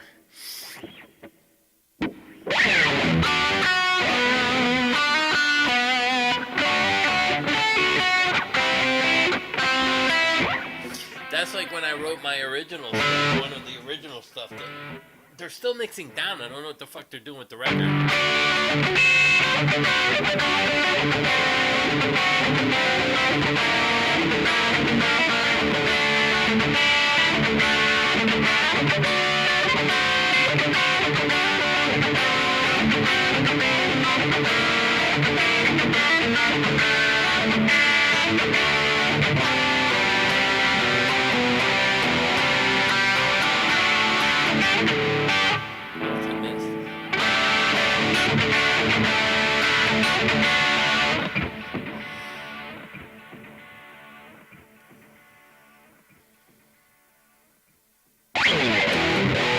David Lee Roth.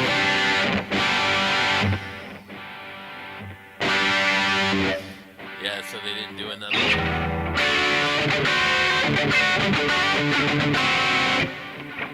That's one of my songs.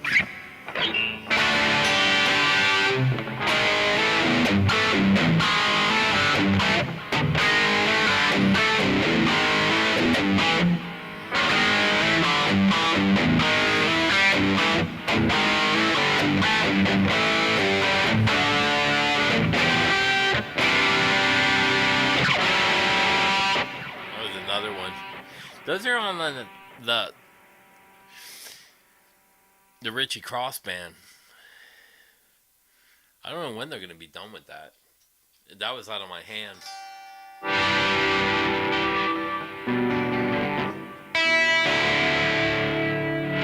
Maybe they're sitting on it, the label.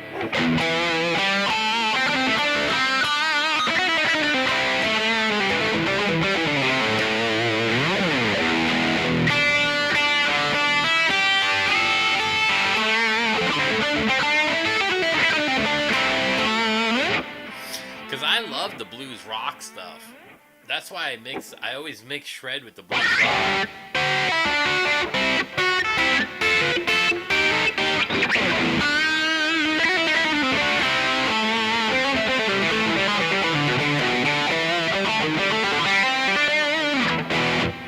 It just sounds good when you mix it.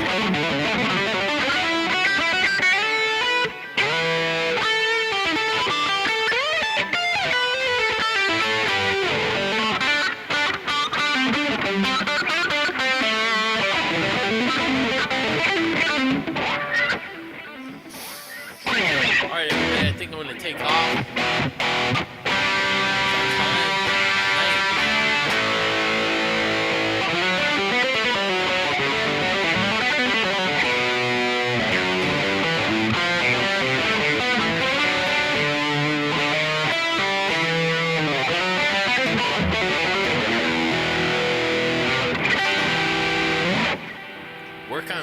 Work on odd groupings. Those are sixes. Those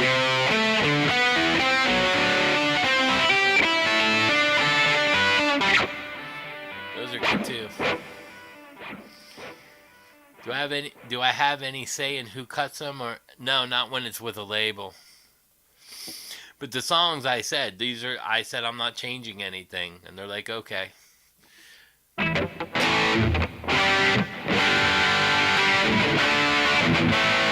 So, like, I turned the record into the label, and they liked it. And they said they were going to have their guy mix it. I almost forgot about it, to be honest, until we were talking about Paige. Because, like, I'm so busy at the end of writing.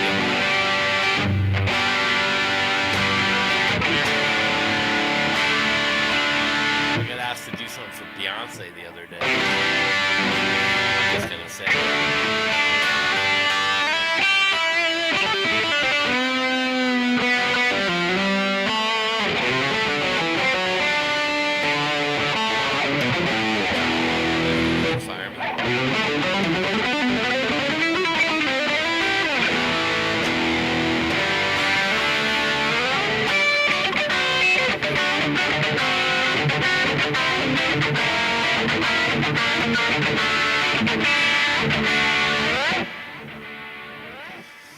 I don't even remember how I came up with that, but it's the same thing with the...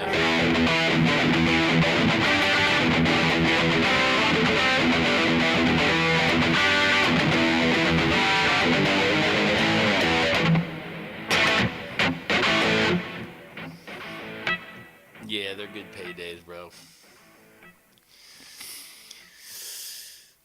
I make a different deal with them. Yeah. Because they will change the music, and they will have someone else record it.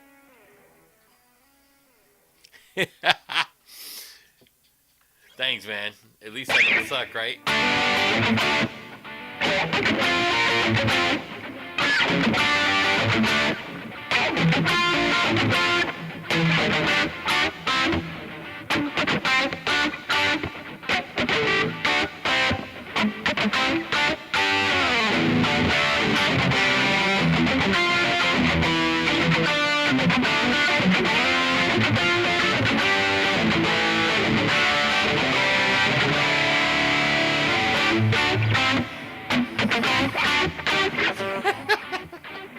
All right, everybody.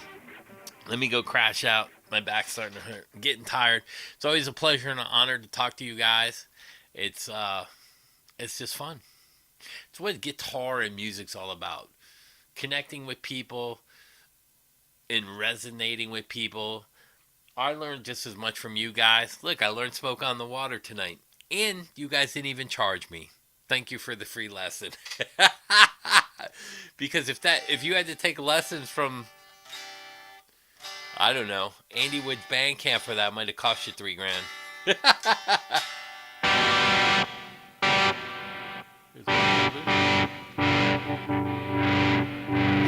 Anyway, you guys have a good night. I'll come back Sunday as my usual plan. Sundays at 8 Eastern, Tuesdays at 8 Eastern. And I gotta figure out, I think Fridays I'll do the early one.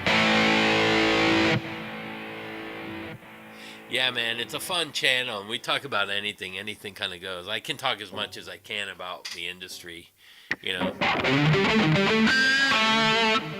So I was talking to Steve from Beltone, and I was like, bro, sorry, I think I got called.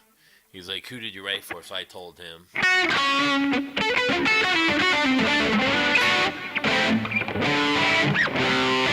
Because it was a private message. Some of you guys know who I write for. I talk about it in private conversations. So, peace and love to everybody. Spread the word about these fakes out here with these social media clicks. It's the only way to stop them is to call them out on their lies and show them evidence and proof. Sasquatch and Jerry are doing a great job with that, and so is Tennis Nuts. He helps me as well. And we can't let them win. Why? Because that's what it's about. Good versus evil. Peace out, everybody, and have a great night.